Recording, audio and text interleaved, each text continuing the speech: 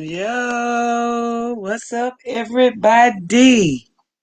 Hello, and welcome to Living My Best Life in Ghana. Yes, I know we early. I know. Y'all like future. You go, okay.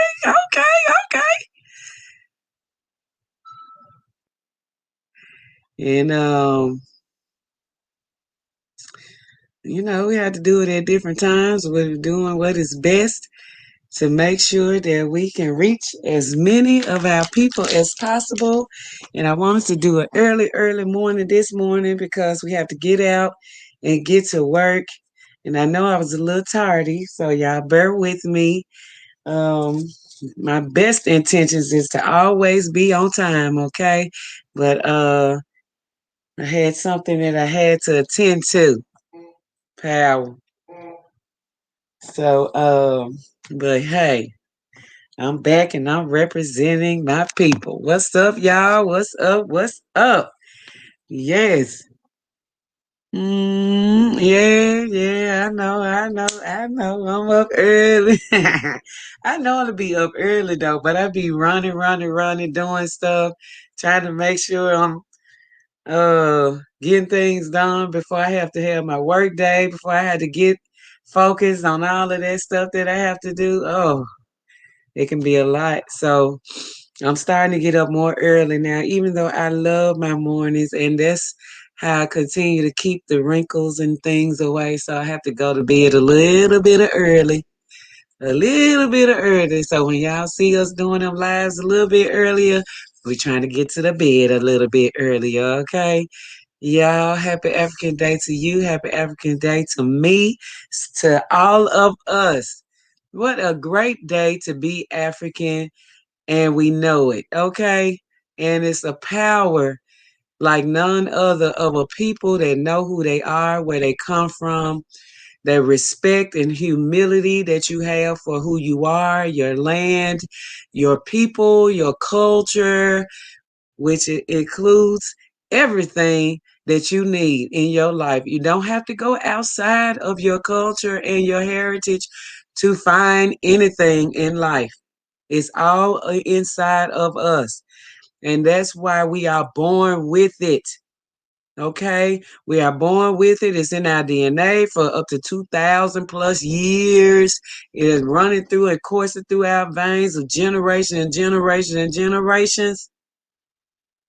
And just think, you have DNA in your body of African people that wanted freedom. Okay? They wanted their freedom no matter what the cost. By any means necessary, we wanted our freedom and we went past the limit to get it. Okay? That's why we here.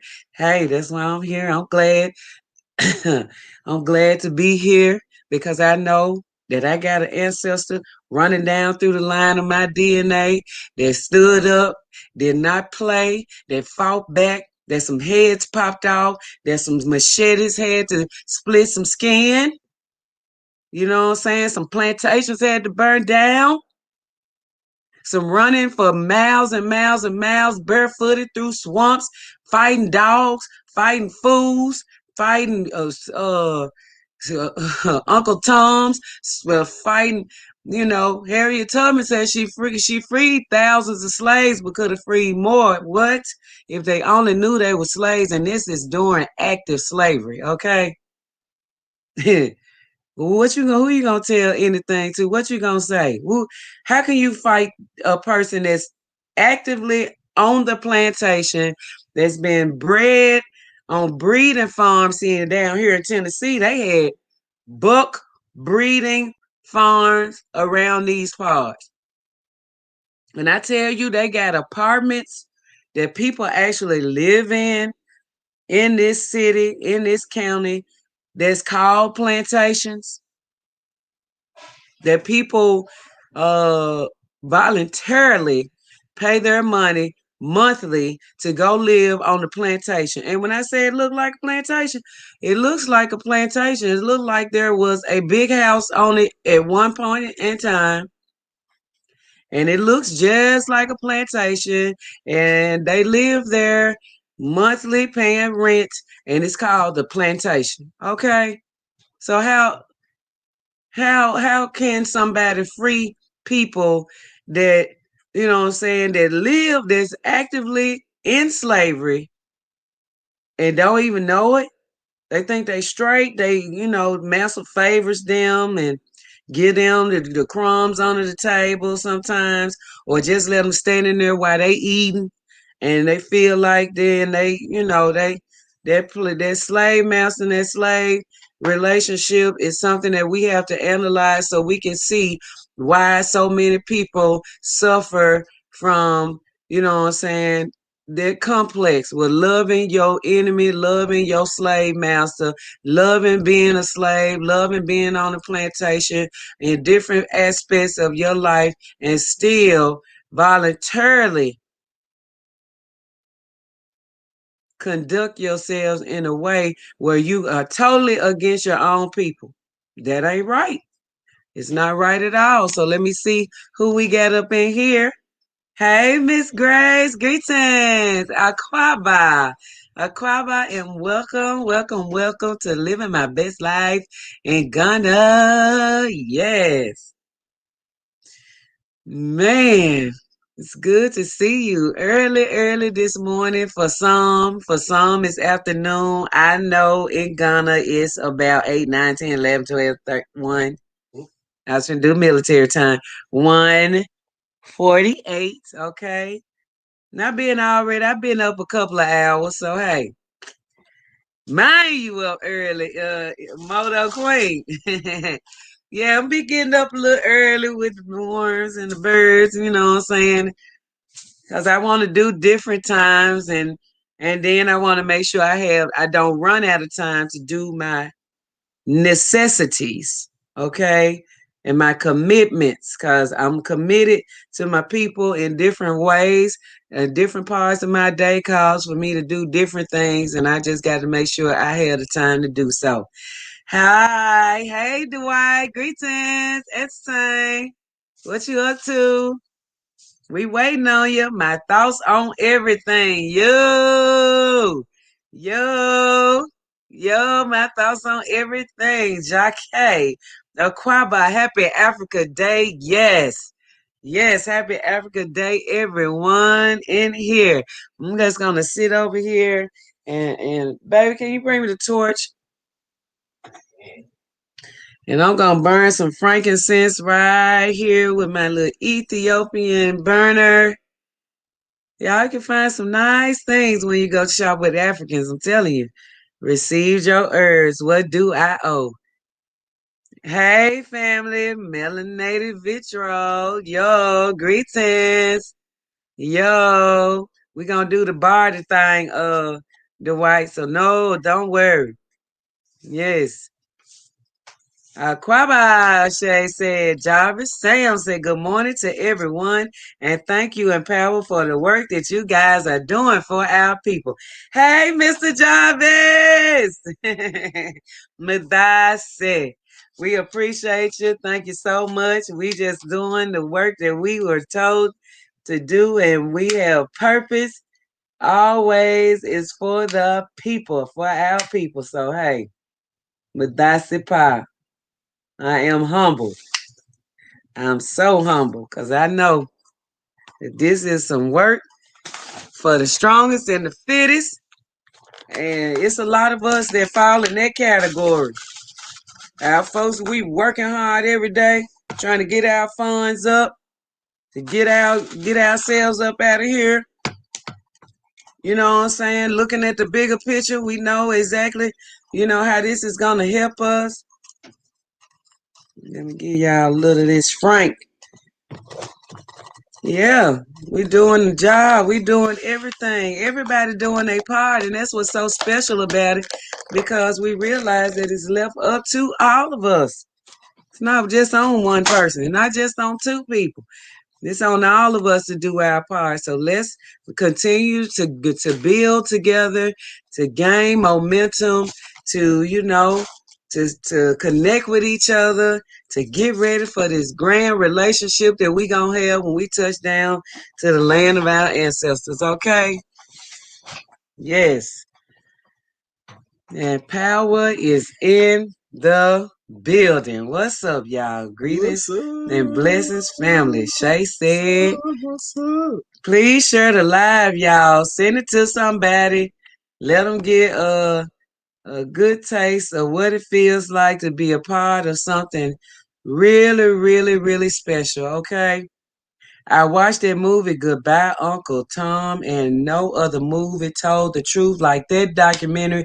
I was pissed and blessed by it at the same time. Yeah. Oh, yeah.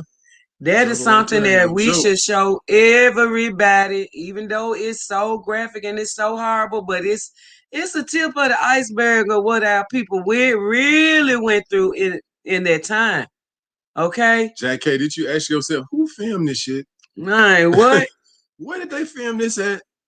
But it was a depiction, and I looked up all of them people, and all of them people exist. Yes, they did. All them white people that was sitting at that table, and all the they Spanish descendants walking around here without money too. Sure is. Keisha said, Aquaba family, yo. Y'all see my little shirt with my grandson on there? Oh, you on there too, pal. I mean, my grandson on there though. You see him right there?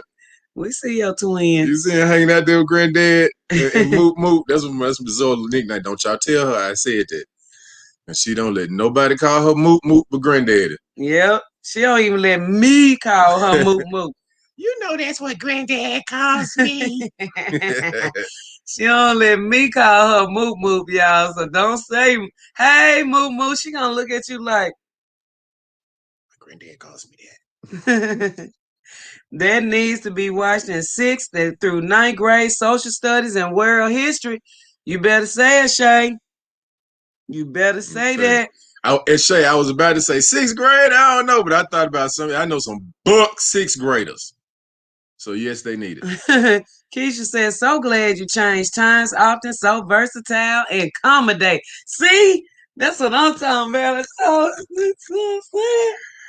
yeah, you know what I'm saying? Look at him still yawning. I love sleep. I had to peel him out the bed, Keisha. Peel him. Well, Hunter saying, family! Hey, yeah, now who's then Wilder. That means hello from the Kasim people in the northern part of Ghana, okay? My boy Parker boy put me on there. And then that means welcome, like a kwaba. That means welcome in the Kasim language. That is something that was given to us by Atiga. Jumbo Nagadev. Yes, Jumbo Nagadev. Habari. Yes, unexposed experiences said, good morning, y'all. What's good up, morning. Sister? She changed her profile picture. Yep, she did. Yep. Jacques said, Aquaba, it's Shay. Yo, y'all come on in here. Shonda said, hey, everybody. What's up, Shonda? Yes, hello, family. Excited to be here on my off day. Okay. What? May the Most High lift us all up today and always. Yes. So real and so true. It's just good to have a day off and you don't do jack nothing. Well, you can do just about anything that you want with no pressure. Yep. Shay said that unexposed experiences, can you connect with Jackie Phillips? She has a few questions. That's right. Gone, y'all. Yes. Should definitely be an important piece of our history. Yes, that movie blew my mind when I saw King Boss, King Boss. King Boss, King Boss. Yo, what's up? Peace, family, peace. Greetings, Macho. And Macho, some places. Jackie said, wow, yo. I started watching that movie over 10 years ago and couldn't get through it. I had to psychologically be prepared. Oh, yes. Oh, yes. Oh, yes. It puts you in an imminent rage off the top. I had a dream last night. I saw you at Sherry and Power and everyone in Africa.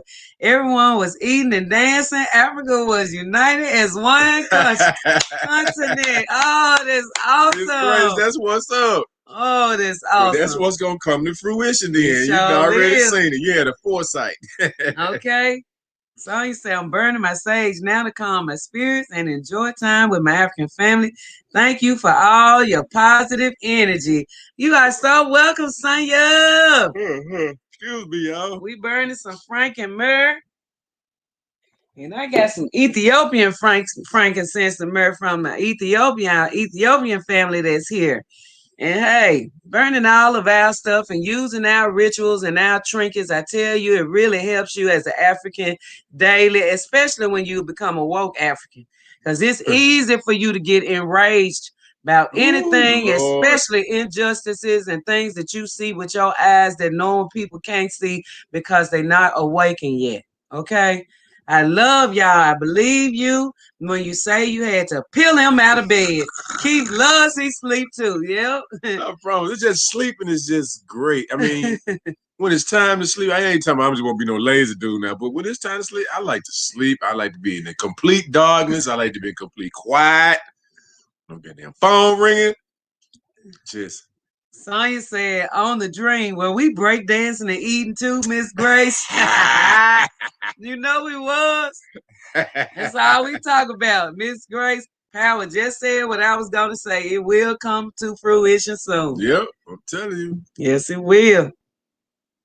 So let me put the subject up because we got to talk about this because this getting real serious as far as the people that are stuck out here in Ghana and many other places when this stuff went down. But this goes to show this is a proof of what these places that we from. This is proof about how much they really care about their citizens, about our people. Period. This is what this is going to prove. This is a time for us to really examine this situation because it's just something that a lot of people don't even know that's going on. So let's analyze how Africans were and still affected in Ghana and the world when the borders closed. Okay, let's talk about it because it's something that we seriously need to address, and we need to see if there's any way that we can find resolution for our people She wherever got they that are. petition up 4,915. Yo, we almost at Oh man, we'll 5,000. be. She gonna be at 5,000 by the end of the day. Yep. Let's what is this? 85, 85. 85 people. 85.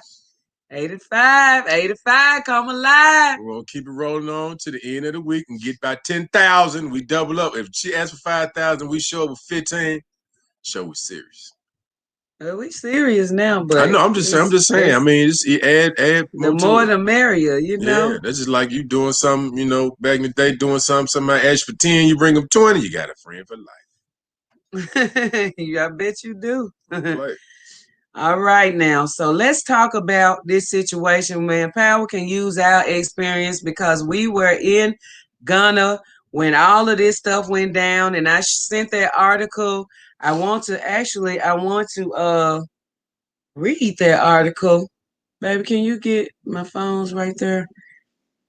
I want to go over this article with everybody so we can understand what it is that we're talking about and what information that that I want to gravitate to when it comes to this subject, along with our own experience. So we know at firsthand exactly how this pandemic has affected so many people. Okay, and I just want to go over that so our people can have a full understanding of how this really went down, unbeknownst to anybody. No, I mean nobody was prepared for this, but the actual people that was doing it. Nobody was prepared for this. When you are a free mover and a travel, a African traveler or a world traveler, a person that moves about the globe at any time, you know what I'm saying? You expecting when you leave No matter what, you can come back to wherever you plan to when you get ready, according to your tickets and your plans and your individual life and everything that you have going on in your life. You have the right to do so. You have the right to do so. Yes, you do. So the thing about it is, when you go, well, like, just say for instance, our people that just was going to Ghana just for 3 weeks, or somebody that had just got to Ghana around March and had planned on being there for 3 weeks, going about their business, doing stuff, having fun. We hear about the corona, but really don't know exactly what's going on. It's like we're not affected because at that time they were saying that black people couldn't get it. They were saying that even in Africa, period, the weather would not allow Africans to have corona. It could not exist in Africa. It's when Ghana, anywhere, because of the climate that's there. You know what I'm saying? And the people are out in the sun every day, all day. You know what I'm saying? So what is really going on with this situation? So you made a temperature resistant virus. Get the hell out of here, man. Bacteria or viruses floating on. No, they make it seem like it's a virus outside. You go outside, it's floating on the air. It's going to stick on your nasal passages and it's going to invade and go up through your. And the only way you can detect it, if you stick these sticks way up in your nose and start a nosebleed at any time. I heard a lady say I got to just say it how it is. I hope the children are at homeschool right now. I heard a lady, female doctor, say the stupidest shit I have ever heard in my life yesterday. This woman said that hiccups is a symptom of COVID. Like, do you know how long people have hiccups? Oh my God. It was disgusting. It was this disgusting. Shit is becoming Comedy Central now. Yeah, you can just say anything and think people gonna believe you. Your fingernails are growing. That's a sign of COVID. Yeah. Your nose is itching. That's a sign of COVID. If your toe pop, when you get up out the bed and your ankles pop, if your hip pops, that's a sign of COVID. Yeah. If you wake up and you got fluid on your knee, that's a sign of corona. I mean, come on now, just stop it. But let's get back to the situation at hand. All right. So we want to talk about our own personal experience, and then I'm going to go to this article. Now, like I was saying, you might have somebody that is going on vacation. They get to Ghana at about March. You know what I'm saying? This is during the time when we are aware of COVID, but you know what I'm saying? But it hasn't gotten to a point where it's something to worry about. Okay, you're aware, but it's not anything to worry about. Especially March. Yeah. Yeah, because February was Zola's birthday, February 18th. It was normal. Everything was fine. We was rolling. Yeah, that was normal. I'm telling you about March. About the middle. No, it was like the 15th. Really? Oh, we were about the 15th is when. Yeah, because it started happening so fast. It happened very fast. It was like 1 minute is like everything normal, and then it seemed like day by day by day by day. 24 hours. Here goes something else. 24 hours, then something else. 24 hours. The borders closed. Okay, so now just imagine a person that was on vacation to go to Ghana. They're supposed to be in Ghana 3 weeks. They get to Ghana on the first time there. First time there. They get there on the 13th. Everything is normal. The border closed next week. They don't know anything about it. They did that overnight. They said the borders is closed. They did that the night we woke up and the borders were closed. Do y'all understand what that means? It means you're not going home. All borders were closed everywhere. Every flight was canceled. Every flight. No movement. And suddenly we were put into quarantine. I'm talking about like that.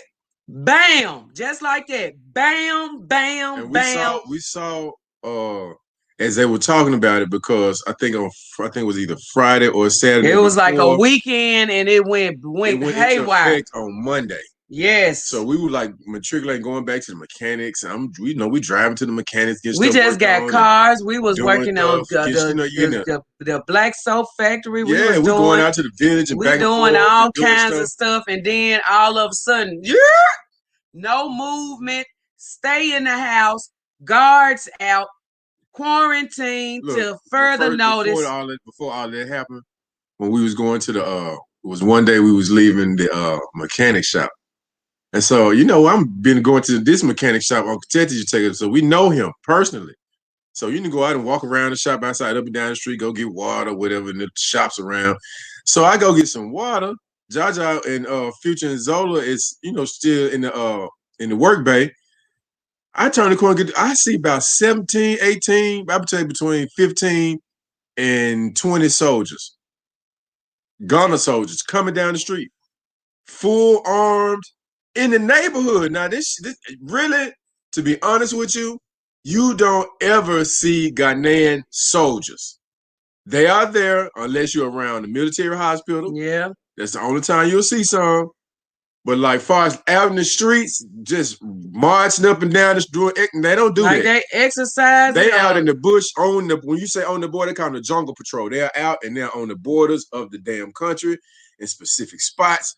And now if you go to military headquarters, because you can pass through behind past Vegan and go toward the airport. And it's the Air Force is there too. So you'll see soldiers there, but out doing maneuvers doing the street, they was running, they had their backs on. And that was the weekend. After we saw that, we was like, damn, that's unusual. What's going on, baby? So we get to the house, and that's when the announcement was made that the country would be going into quarantine in 24, it was either 24 or 48 hours. At the end of Sunday, they was like Sunday night, Sunday night morning, Monday morning, 1 a.m. or 2 a.m., 1 to 12 a.m., something like that, that it would be in full lockdown. Oh yeah, Sonya said, may I suggest that we spend a day, a moment collectively to send energy of love, light, and hope for our stranded brothers and sisters. Let's pick a day, time that we all stop what we're doing and send love. We're gonna do it right now.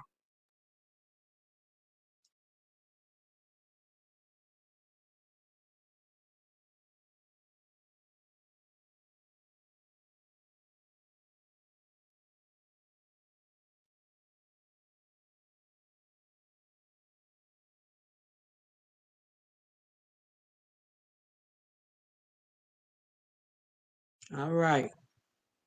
It's unity. Because we don't want our people suffering nowhere. And it's sad, sad, sad. But we going to paint this picture for y'all so you can know exactly how this went down. Okay, y'all, we need to know. We need to know. I stay laughing and learning with y'all. I love it. Blessings. And stay woke. Hey, and stay woke. Cheryl Ruth is in the house. If you hate your job, you may have COVID. Sure, you be laughing too much. You got the COVID. Shay said, I flew home from Dubai on March 17th. Okay. Ooh, you slid home safe. Ooh, right then. Trapflix TV interns at Power and Future, the symptoms, LOL. Now they are using spit tests in Ghana for testing. Oh, yeah. I'm cool. Spit, because I'm not even worried about it. Tell that virus shit to somebody else. I'll spit in the cup, but you're not doing nothing invasive to me. I told them I would get stuck in the U.S.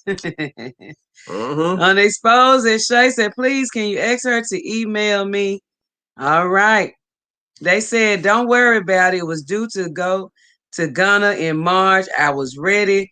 Would have preferred to get stuck there. I'm telling you, not in no Dubai. Because they'll change laws when you Sorry. Then you be illegal. I mean, that shit's crazy. The plan was Dubai, U.S. for 2 weeks, then Ghana.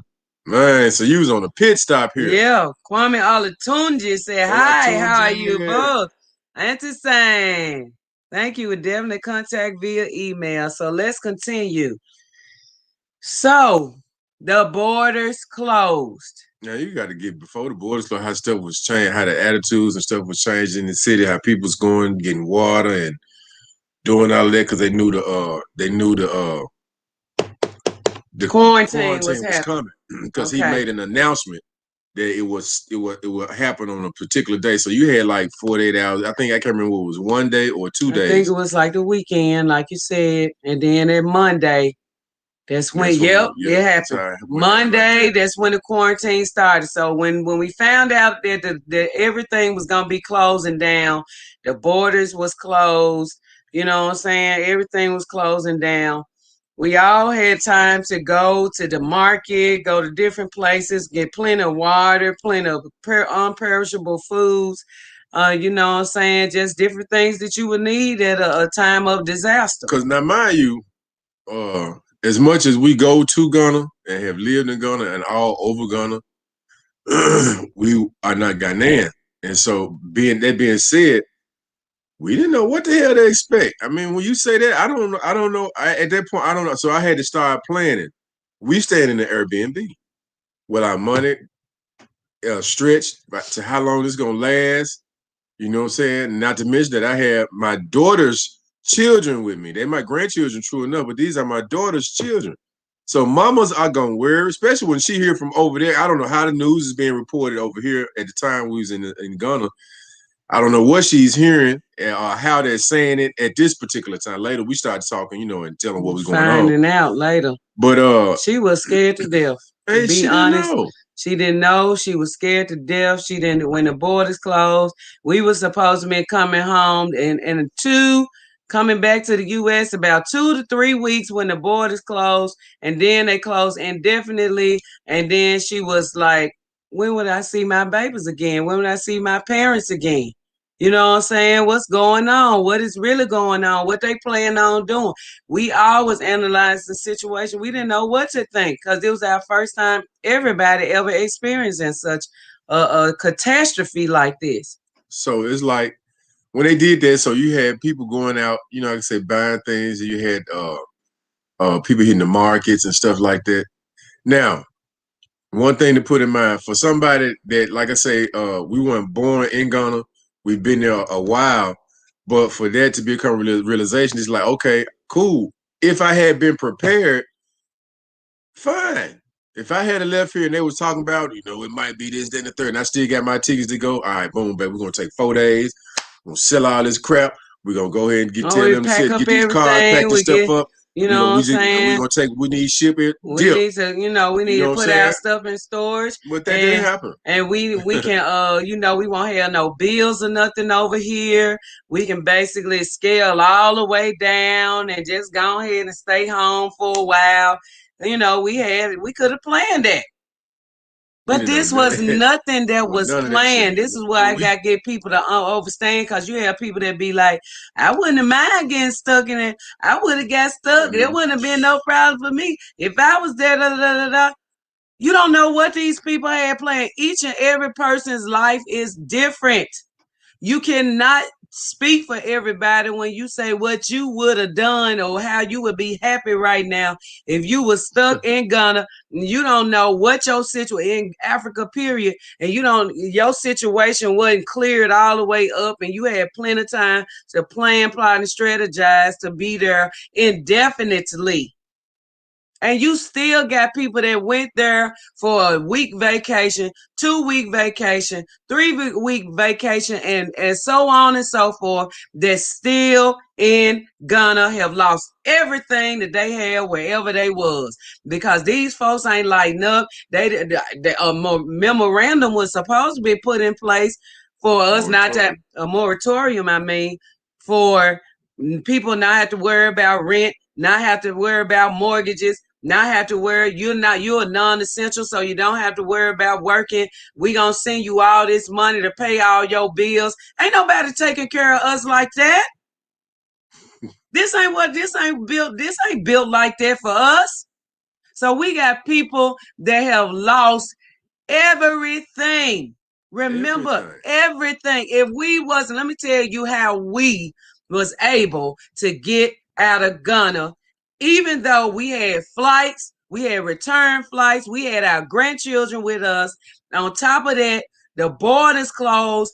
Everything went haywire. All flights were canceled.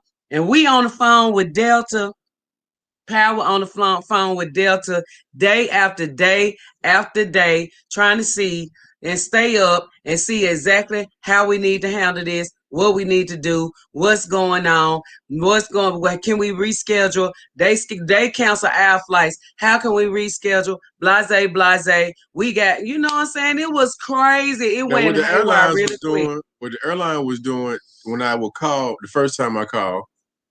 Well, actually, let me bag up. When we found out that the borders was closing, okay, I never been in that situation. What the hell does it mean? When you say the borders closed, does it mean I can still drive around in the city? Now, this early on before we found out what everything meant. So when you say you closing the borders down, that means I can drive around in the city, or I can go to Togo, or I can go to Cote d'Ivoire, or is it Africa's closed, or what's going on? You know what I'm saying? That's where we were, and you didn't know. It was like you had to try to find out everything on your own without knowing what to look for. You know what I'm saying? It's like somebody put you in the city and tell you, find my house, but you don't know nothing about it. You don't know no streets, you don't know no neighborhoods, you don't know areas, you don't know nothing. That's how it was. And our only point of orientation was Delta at that point, because this was new for I2 Kwamina. I just saw you in there too. I2. It was new for I2. Ghanaians had never been locked down in their damn country before, in their city. Everybody was at a loss. Yeah, let me tell you something about the lockdown, though, because this is really, really crazy when it comes to a country or Africa, period, when you used to free movement at anytime, day, night, to 1, 2, 3, 4, 5, 6, 7 o'clock in the morning. It's nothing for you to be out walking. It's not suspicious. It's not anything wrong with it. It's everything right with it. Whenever you feel like moving, you can go. You can go to Togo. You can go to Benin. You can go any time of day or night. You can go to a trocho stand. You can go to a Ford bus. You can go to you can move at any time. So when you say lockdown and quarantine, you are talking about a people that have free movement at all time, all of a sudden. I'm talking about freedom courses through Ghanaians' veins. Yes. And what I mean by that is that if you want to piss a Ghanaian off, tell them what they can't do. Okay. So I mean, because Ghana is a peaceful country and they are a peaceful people, but they for real about their freedom. On the goddamn coat of arms that said freedom and justice. Yes, it do, and that's it why I got them that tattooed on the back of my arms. I got freedom and justice on the back of my arms because of Ghana. And it means that to every form of the word of what freedom means and justice means freedom. Freedom means freedom in Africa. When you don't have it, things go haywire. Do you understand me? Freedom. Not like what they did to us. They took out. We ain't been free since we was born and our ancestors, but they took the type of freedom that we was used to when we was growing up in the neighborhoods, hanging out outside, hanging with your neighbors. Everybody know each other. They scared the shit out of us about that a long time ago and tell them you can't trust nobody. So they took that freedom away from us. When they put out the order and told us that it was going to be a lockdown, we had a little small fridge in the Airbnb that we was in. So I get to thinking, I got to get in combat mode now, basically. So I got to start thinking, okay, I got to keep kids protected. I got to see what the climate of people are. You know what I'm saying? I got to see who is what, who is where, in the area. You know what I'm saying? I got to make sure that we got enough food if we had to stay actually inside of the house. That's something else you think of. I'm quarantine. I'm gonna walk down the street to the corner, or somebody is it going to be somebody out there telling me go back in the house? You can't come outside, or what the situation is. You can't even come out the door. You don't know. So we got out. We started moving. So we got 3 cars at this point. So we jump in the car. We go to Mailcom is a place where you can buy appliances at and things like that. It's all Africans work. I don't know if it's African owned Mailcom. I'm not sure. It may be. But we went to No, I Melcom. don't think it's African owned. We purchased another fridge, a tall You and I fridge. too. You and I Yeah, man, I too. too went to Melcom. We purchased a fridge. We got cases on cases of water. I think we had probably like 15, 20 cases of water. And them cases come with like 24, 30 in a pack. So we got all that water. We got cases of packages of sachet water that we was cooking with. You know what I'm And saying? We got all dry goods because we cooks. So we can make vegan chicken from wheat gluten scratch. and everything like that. And then so we went to the market. So we packed the fridge up. We packed up all the cabinets with dry goods and stuff like that we can get. We hit the market. Oh, we got everything that we could from the market. And so we was just, day And by then day. another thing that was also a plus, because when we go to Africa, I take a lot of stuff. As a grandmother, you got to be safe. You got to be sure. I had first aid kits, all kinds of stuff. And that's something you need to add to your repertoire when you're going to Africa with children. I had first aid kits. Just so happened I had battery operated, all kinds of lights, all kinds of stuff that I have been collecting since I had been back in the States this time. I always get as much whenever I see stuff seen on TV, made on TV, seen on TV, whatever that would be a plus just in case of a catastrophe. I get it. Sonya said, "I no judgment to how we handle the lockdown." That's right. Oh, I think I missed. Yeah, Shay said, "Hey, Atu." Yeah, So look, Shay, hope y'all. all is well. Hold on, wait, baby. A lot of people are displaced, and at least let the people go to their prospective homes. Yeah, they ain't Okay, showing no goddamn Trapflix. humanity. Yes, it's insane that I was expecting for people that earn daily bread to stay put. Man, Now that was my argument, I Shirley. saw a video yesterday of a dude from Cool stuck, can't get home. He begging on the streets now. What? Maybe in Cuba. Cuba. Okay, I live in Fort Lauderdale. There's a whole city called Plantation, and they are moving black people in through gentrification in Fort Lauderdale. Putting us back on the damn plantation. Mommy Ghana has noticed that this corona is a scam, and trust me, everything is open in Ghana. And our last born is vacating tomorrow, and I'm going to pick her up. Hey, daily market is a necessity as a communal society. It is. And see, that was one of the things too, right there, Cheryl. I too say I'm using the fridge now. I told put my finger right. No, just fine. Boy, man, I too went. We got on a mission. We went there. We bought another fridge. We filled that joke up, and I too started cooking. I too was cooking for us, and we was cooking, and he was eating, and we was eating, and hey, look, and he was hitting us up with them Ghanaian dishes. Oh, he just Man, really man was spoiled taking us. 5, 10 seaters and feeding 4 folks. Six, Because the five, two, him too. 5 people, and the 2 little ones was eating like grown folks. And on top of that, so, That was but equivalent to like $20 or something like that. man, And feed us for 2 days.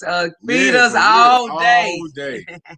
So we started to notice after the lockdown, we started to ask the question: how are people going to survive here in Ghana? Because everybody, I won't say everybody, but the majority of people in Ghana, they are daily breadwinners.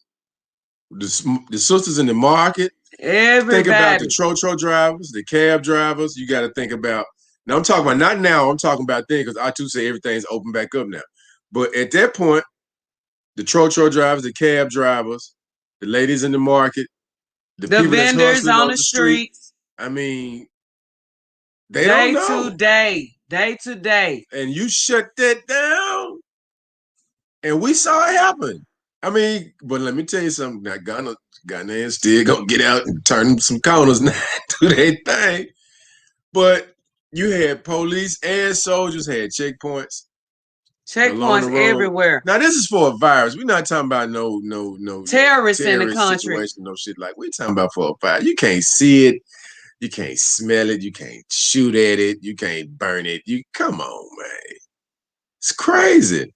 So we get there and we hunker in. So at this point, there's no direct information saying that you are a citizen of the U.S. or South America or wherever you from, report to your embassies and find out information. There was nothing that seemed like if you in that type of situation that there will be a broadcast that comes on because you know your main tourist economy. I'm speaking about anywhere because this didn't happen nowhere. It ain't like I'm just talking about Africa. This shit didn't happen in the U.S. It didn't happen in England. It didn't happen in the U.K. It didn't happen in Australia. It didn't happen in none of these places where they told people you need to get to the house now. They sent out a communication by email if you was registered on the State Department on the embassy's website. It's true. Who does that? Nobody. What black person that you know that's a world traveler, when they get to a place, they go sign up with the man? I mean, I'm just speaking like this because this is how we think. I'm not finna go tell you where the hell I'm at. I'm trying to get away from you. We already know you know. Man, but at the same time, you think I'm going to volunteer that information? That's not something that we do. Happen, so the average person that's a world traveler that's out there at that point in time doing this closing of the borders wherever we are in the world, you got people that was in Mexico, you got people that was in Cuba, you got people that was in the islands, you got people that was in Asia, you got people that went to Europe for the first time, you got people everywhere in Africa, in different places, on safaris, on all kinds of trips. We was moving around as usual when you realize what a traveling person does. A traveling person have their plans, and they have when they plan to get back and when they plan to get back into the swing of things. And all of that was snatched away. Like that. So we there. We hunkered down, we hunkered in. So now I'm calling the Delta, yes. Delta was a big part of the whole show when it came to, being able to find out what's going on. Power had some good conversations with some people that work for Delta. Yeah, and that's pretty much how we was aware and was led to do the next thing. So let's talk about that, That was like the focal point when I would talk to Delta. Okay, information I would receive from Delta. Okay, now we need to go fact check and find out this information. So starting out when I first called them, no, they sent us an email. We was due to leave on one day. They had already canceled our email. Yeah, they had canceled the flight. We didn't even know. So they sent us an email about a week or a few days before we were supposed to fly. But let me say this about them canceling our flight. Now, when they cancel the flight, they only cancel the part that says from Ghana to New York. So when I looked at it, I'm like, it said a flight was canceled, but they still had the rest of the itinerary on the app. So I'm like, okay, is it canceled? Is it not canceled? What is going on? So I'm studying it. Okay, it says canceled. I get an email saying that it's canceled, but when I look on the app to check everything, it says your flight is coming up. So I'm like, what? Wait a minute, this is confusing. Baby, you got to call Delta. I don't know what's going on. Either the flight is canceled, if it's not. But eventually I realized that the only part that they canceled, they didn't cancel the whole thing. They canceled the Ghana flight leaving Ghana to New York.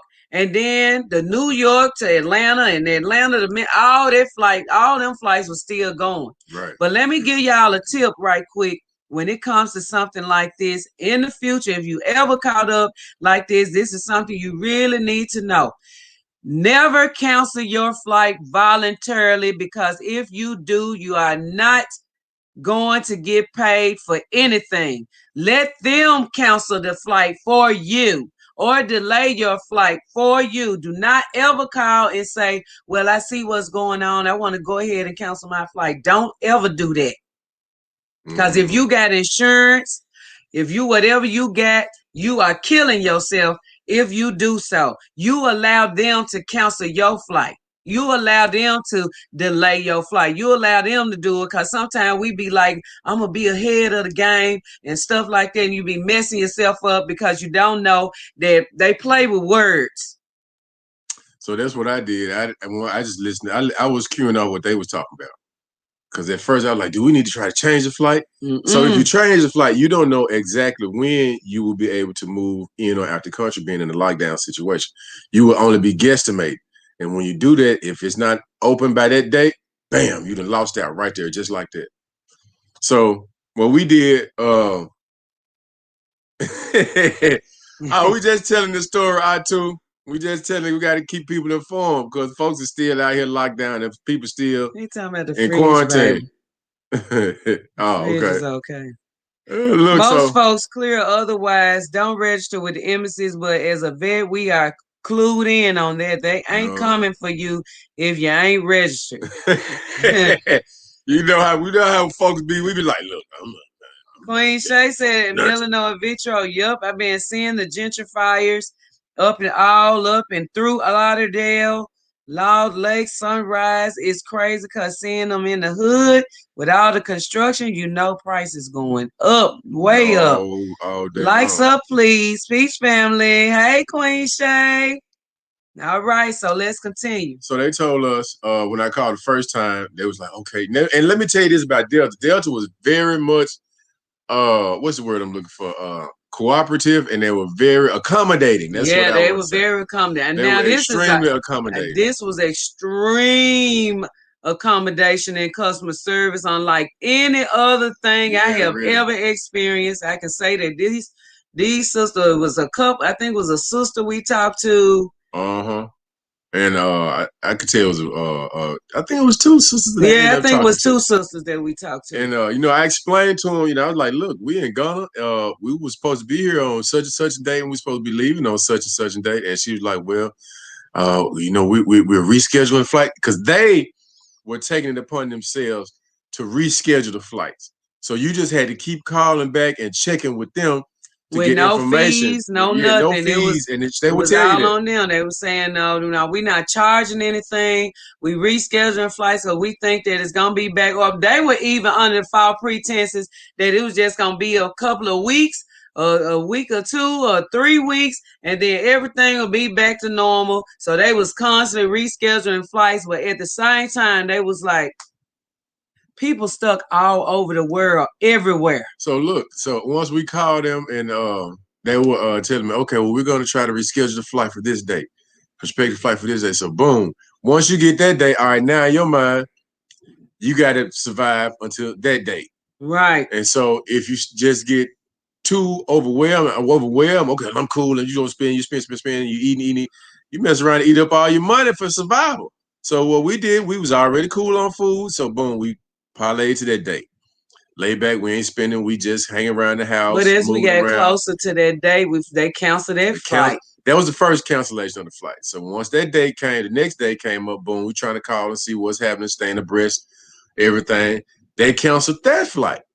So did. So they canceled a total of 3 flights for us before we find out about the indefinite situation that you would be there indefinitely. I don't have indefinitely money. And I don't have indefinitely plans. That wasn't in the plan. Indefinitely was not in anybody's plan that was moving around at this time. When you are a traveler, you have set dates and times when you plan on doing stuff, and your plans need to follow through. So if you don't get back when that time comes, it's an issue. It's a problem. It's a problem, period.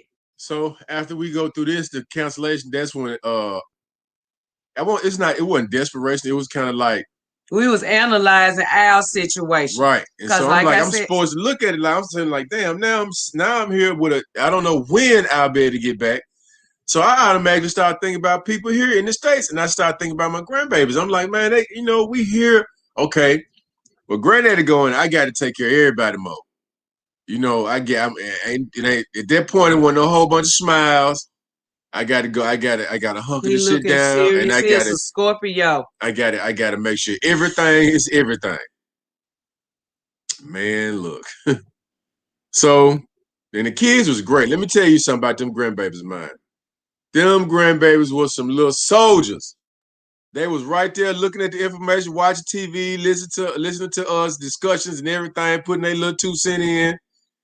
Yeah, and they got abreast of everything that was going on by hearing us talking to Delta and talking to everybody, talking to friends, doing virtual calls, talking to everybody what everybody was going through. Yeah. So they was informed too. So it was funny to hear them get on the phone and call their mama and say, "We in quarantine and we ain't been nowhere since this.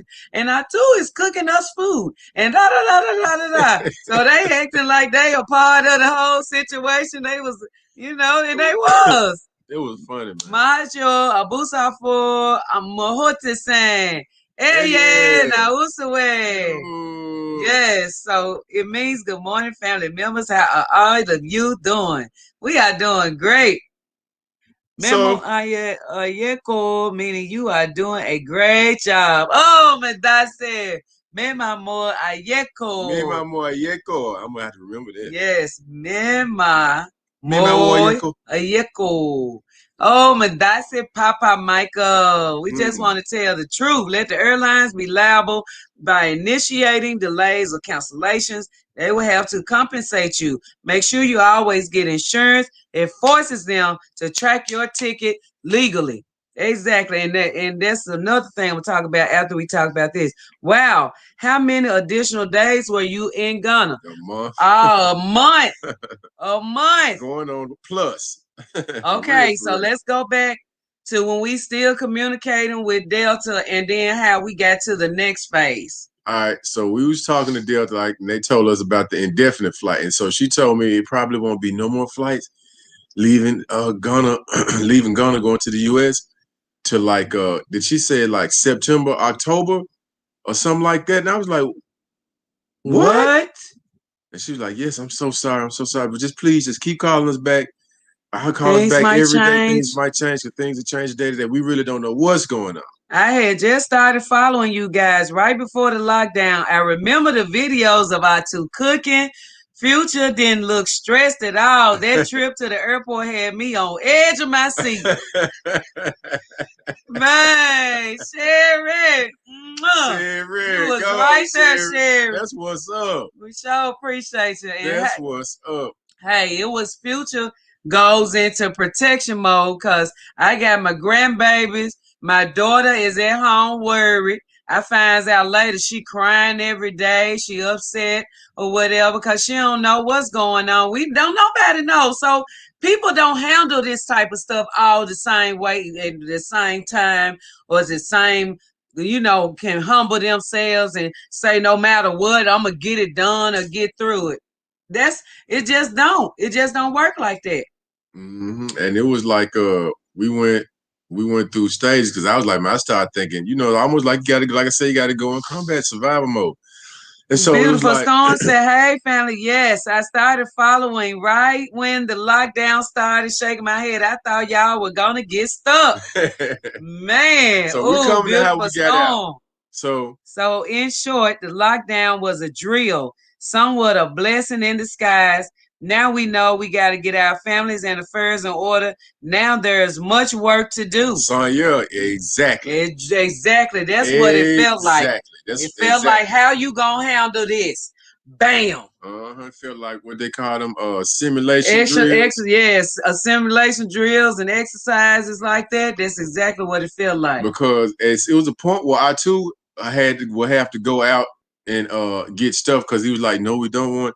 I We don't don't want want you to y'all go out out. on the streets, No, because people they will question you and they know you are not from here. They will, they will ask you. So we was like, all right, I'm following. That's why I'm saying integration. Why we always talking about integration. Yes. Because if you don't know that, you get to a certain point, you need certain stuff. You're gonna get out there. I know I was gonna have to. I wasn't even tripping, and I just had to handle whatever come my way. But at the same time, you got somebody that can lead you and tell you that you trust, that's there, that's gone there, that you are integrating with. Yes. Makes it a whole lot easier on your brain. It sure does. So after the lady at Delta told us about out to I2 because he took great care of us. Yes, he did. I2 took great care of us. Go, baby. So after we got to that point, damn, somebody had a pole outside. It don't sound like. Maybe okay. That was yesterday. So once we got to this point, we was like now the lady at Delta told me you need to try to check the embassy website. So I got on the embassy website, and they the standard shit you see on the embassy website. So I see this little box that says COVID-19 response. I click on the box, and they were just like the general stuff. You need to register with this. They didn't say anything about no flights, no evacuation. They said If nothing you like this affected on the by corona, you need to register and we'll give you updates. That's updates. what they That's what told they us said. on the embassy website. They So I'm ain't like, say God nothing else damn. now. So now I'm starting thinking. So now the 13 years we've been there starts to kick in. All right, we know a lot of people. So who can I call along my Ghanaian Rolodex of friends, of close friends, that can give me the information that I need? So we just start calling. I just start calling. I start calling. I start calling. So I called my homeboy. My homeboy is a producer in the movie, and he is very well connected in Ghana. And so he was like, "Pal, P, Yole! what's up, Yoli?" Said, "P, don't worry, man. I'm gonna check. I'm gonna make a few calls. I'm gonna check you out, and do all some good things for you." So he got on the phone, made some calls. Two on there. Let's say. Tatu said, family, let me tell you, mommy and daddy affected my life positively than what I did for them. And the people in the village are now enjoying electricity and factory work. Trust me, they are receiving salary. Yes, they are. Yes, sir. So once we got what was I at right there? I was saying we was I forgot where I was at. Oh man. So we'll come back to me. Boom, I was saying about when we get to that's how I was going through my road. That's how I go through my mental Rolodex in my mind when I lose my place. Let me look back up here. Man, I forgot what I was saying. I totally forgot what I was saying. Okay, about talking to PY. Oh, yeah. I talked to my brother, PY. So P made some calls, and he was like, "I'm gonna get back with you. I'm gonna get back with you." So we went over the weekend where the last flight had been canceled. That's what happened. The last flight that she told me about that had been canceled. So we was on that date. And so after that date, we moved on to the weekend. So on the weekend, I got an email. Well, no, I got an email. I got a message from my homeboy from P. So PY was like, look, Power, I talked to some people at the embassy that I know. There are some repatriation flights that are going out.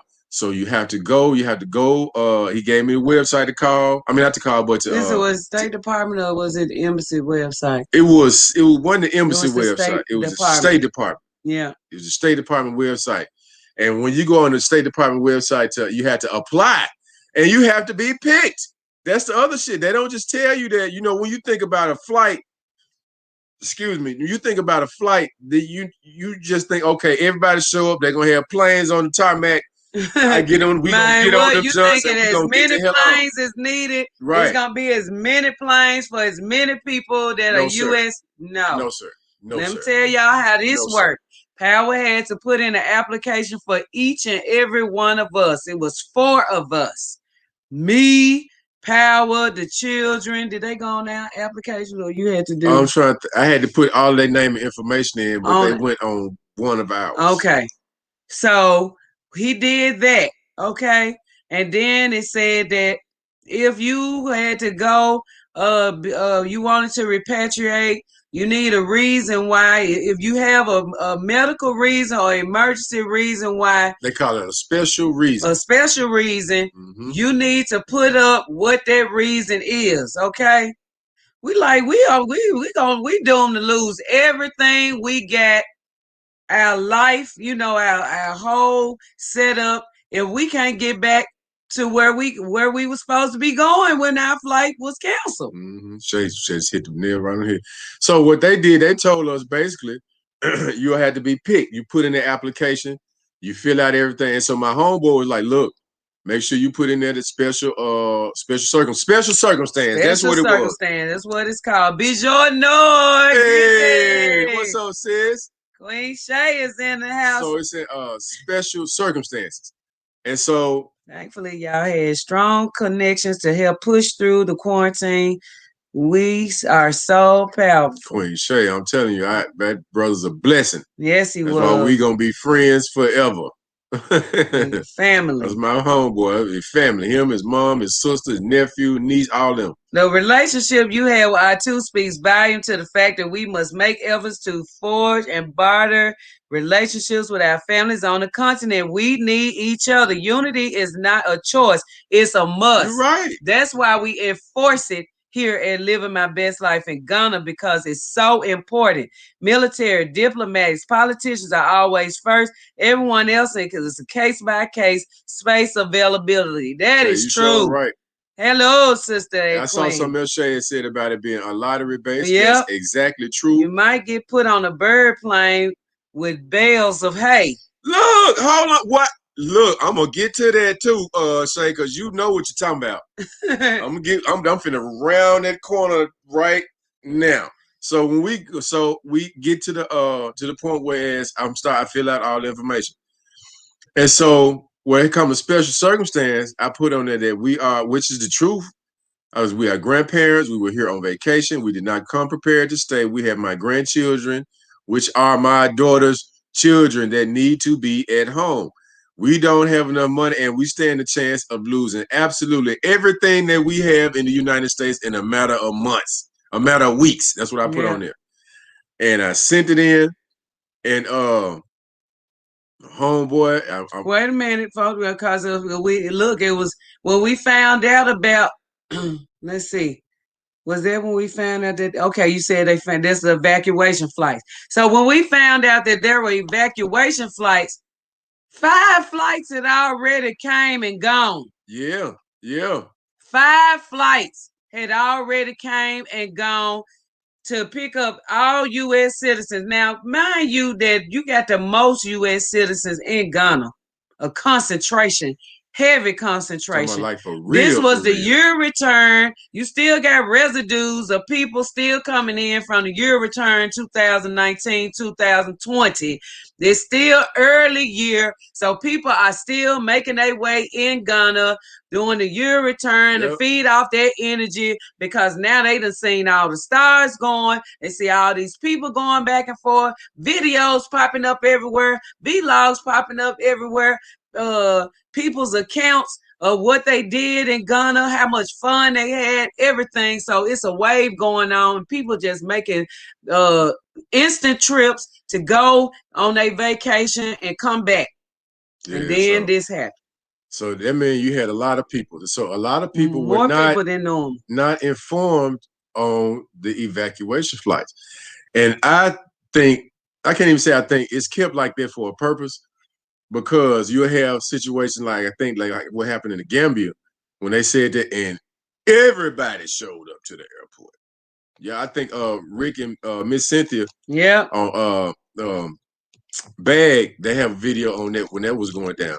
And we was even watching videos from other YouTubers and stuff like that, gaining information because they helped us get a lot of information on even the flights before we found out about the flight. So we like, bam, okay, baby. So look, they doing the Gambia, they They in the doing this. Gambia. Juliet on Black said she was talking about it and keeping Yeah. people informed. So that was like I'm our source telling of y'all, it information. was information. You got to make sure you use YouTubers. You know what I'm saying? Don't get personal with them. That I mean, they have good information. Everybody not the same and have the same values or whatever. Get what you can get from them. Thank them for it and keep moving. Don't be blasting nobody and all of that because we got to understand that everybody is in a learning process in life anyway. We got to be more humble with our own. We are so blessed, Power and Future, to have you guys return to us. So moving forward, what do you think our course of action of this shit to happen again? Mm-hmm. Oh yeah, we gonna talk about that. We gonna finish this story. Queen says, Shay said hi. It's crazy how the U.S. can bully the whole world but can't cover flights for its citizens' priorities. Okay. Yeah, we're gonna That's get to that crazy. too So about that moving forward, tag. what would our next course of action if this should happen again? Your thoughts, family. Mm-hmm. Mm-hmm. Yes, if this should happen again, it just depends on what your life entails at the time. Now, if you dare to stay, I say, hey, I know people that live in Ghana. This That was didn't straight. phase them at all. Okay. One of I our know homies, she was like, look, I'm at home. I am Never. going back. But she had time. She had been there time enough to set herself up. So she was Yeah, cool. she's straight. And it's many of people that we know that was born in the U.S., that live in Ghana now, that have a whole life set up. This did not faze them whatsoever. You hear me? Man, so? I mean, when we found out about this information, we went to disseminate and we started sending out to WhatsApp, everybody that we could reach. Hey, if you know somebody, hey, do you know somebody that's here, that's stuck here, or somebody that's here on vacation and need to get out, blase, blase. We were immediately trying to disseminate information to help as many people as possible. And a lot of people that we know that live in Ghana, they was like, I'm straight. I ain't going nowhere. I was thinking about it, but hey, I live here. La, la, la, la, la. So they was cool. So look, once we did the filled out for the application for and submitted it. That was we found out about it on a Friday. I submitted Saturday morning. He sent it out Saturday morning. I found out Friday night, like late Friday night. You had got a message from PY. Message from PY.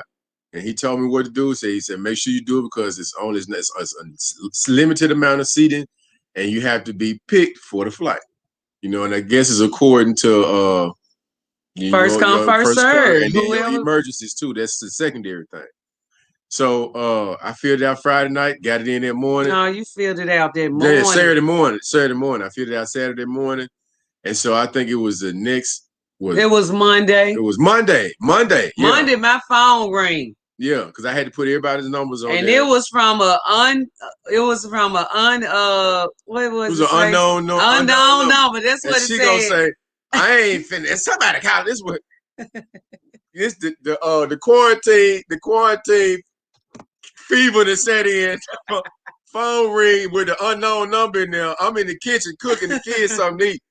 Look, so this call to get. They don't call me with this unknown number. I say, answer that damn phone. That's the embassy calling. And she picked up the phone, and it was showing shit like it was the embassy. Yeah, it was like, this is so and so from the embassy.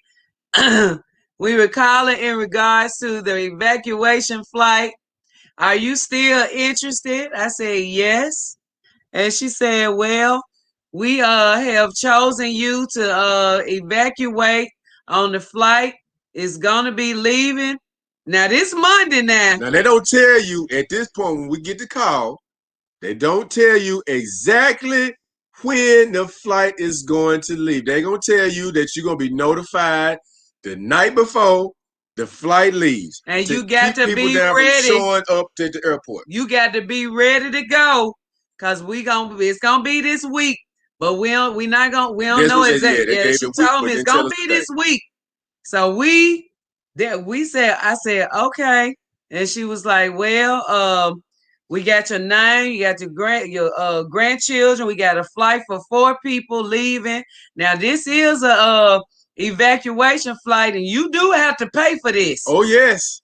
I said, what? How much is it? She said $1,200 one way per person going to Washington, D.C. only. And you got to find your way from D.C. to your home destination. I said, what? Let's go. Okay. I said, we'll take it. Okay. So she said, look out for my email. I'm going to send you an email. And then so on and so forth. And make sure you ready. And that was it. Yep. This is why networking and relationship building is possible. This is why it's a priority. I'm in. Greetings. Frank. Hey, Frank. We have to get our hangups, grudges, and emotions out. Okay, out the way so we can communicate and function smoothly. I'm telling you. Limbleg founders and fam, it's truly a blessing to hell y'all doing this work. Thank you for connecting us. That's our obligation. This is our purpose. Late, but here, good morning. Good morning becoming my eye. Sounds familiar, huh? You know we always have our bags packed. What? Look, let me tell you something. They talking about military. Yeah. Hey, look, Shay, my dad was in the military. He taught when I fold my clothes up, I don't fold my clothes. I roll my clothes. I know that's a little military tactic. I roll my clothes. My clothes be in the suitcase, rolled up nice. Yep, 1,200 per person, one way, and the and it's grandbabies. going to Washington D.C. Okay. That's a whole nother story. Good morning, family. Mochad MG. What's up? So look, all right. So we immediately after we find that out, we get the call. The day we get the call, we pack. We left a lot of stuff because we know we coming back. You know, we live there, so we just most of the stuff we bought to leave there anyway. Like all them dishes and all them pots and pans and seasonings and all that stuff. Straight on that, and we got car parts. We bought car parts for the Jeep and We was getting a lot of stuff done. When this dropped down, we packed. Boom. We got everything. We gave all the instructions to Atu Kwame. He was giving us suggestions and stuff, helping us out. So come the night that we. The next night. Now, this Monday when we get the phone call. The next night, I get an email saying that we are to be at the airport Wednesday. Was it Wednesday morning or Wednesday? It was wherever it was early morning. The flight was supposed to leave at 7 or 8. Oh yeah. So we supposed to get there. They said be there no later than 7 o'clock. 6 a.m. 6 a.m. 6 a.m. Okay. Be there no later than 6 a.m. What day was that? That was the 15th. Let's see. I can go back and find out. I think because I know it was April 15th when we left. Let me see exactly what day that was. Wednesday. Okay. Yep, Wednesday. We had to be there before day in the morning, 6 a.m. Wednesday. So of course, when you say 6 a.m., we thinking 3 o'clock in the morning because, you know, it's gonna be a line. Right. It's gonna be a queue. And not to mention, now at this point, this has been about 4 weeks since we have been in a car and travel anywhere in the city. We've been on quarantine. We've been on lockdown. We've been in the house, just around the house. That's it. Because we don't know what's going on, what's up with this virus. We don't know nothing. So we got our grandchildren. We wanted to make sure they were safe, health-wise and any otherwise. Okay. So we get in the car that early. I'm talking about we left the house about like 3:33 in the morning. Might have been 2:30. And that's when y'all see the old video about the situation with the luggage and the driver and all of that shit. Y'all got to watch that video because that's a whole nother story by itself. Michael McCorfier. Yes, please go back and watch the video. Wait, 1,200 per person? Oh, I would have had to grease my bones, ankles, and wrists to do something, double break dancing from the tabletop. Let me tell you something. They about to make you wait. Let me tell you what happened, though. You have to sign a promissory notice. That's what she told us. Yeah. You will have to sign a promissory note that we did not have to pay it on the spot. You have to sign this promissory note saying that you are going to pay the U.S. State Department back this 1,200 times 4. 4,800. Okay. 4,800. You got to make sure that you pay us this money back. When we send you the bill, you got to pay. Okay. So we like, cool. Okay. You know what I'm saying? We ain't got no choice. You know what I'm saying? I know I can do a payment plan. I ain't going to get it to y'all at one time. But I can do, black folk, we do payment plans very well. And they said if you don't pay back, that you was going to lose your traveling privileges. You won't be able to travel abroad if you don't pay it back. They said take your, you won't be able to renew your passport once your passport expires. You won't be able to renew your passport if you don't pay them back. Shay said they're about to make you wait. Show is. So look, we get to the airport. After all, I struggle with the bags, but I'll let y'all go watch that video. Yeah, you got to go back and watch that video because it's not something we can talk about right now.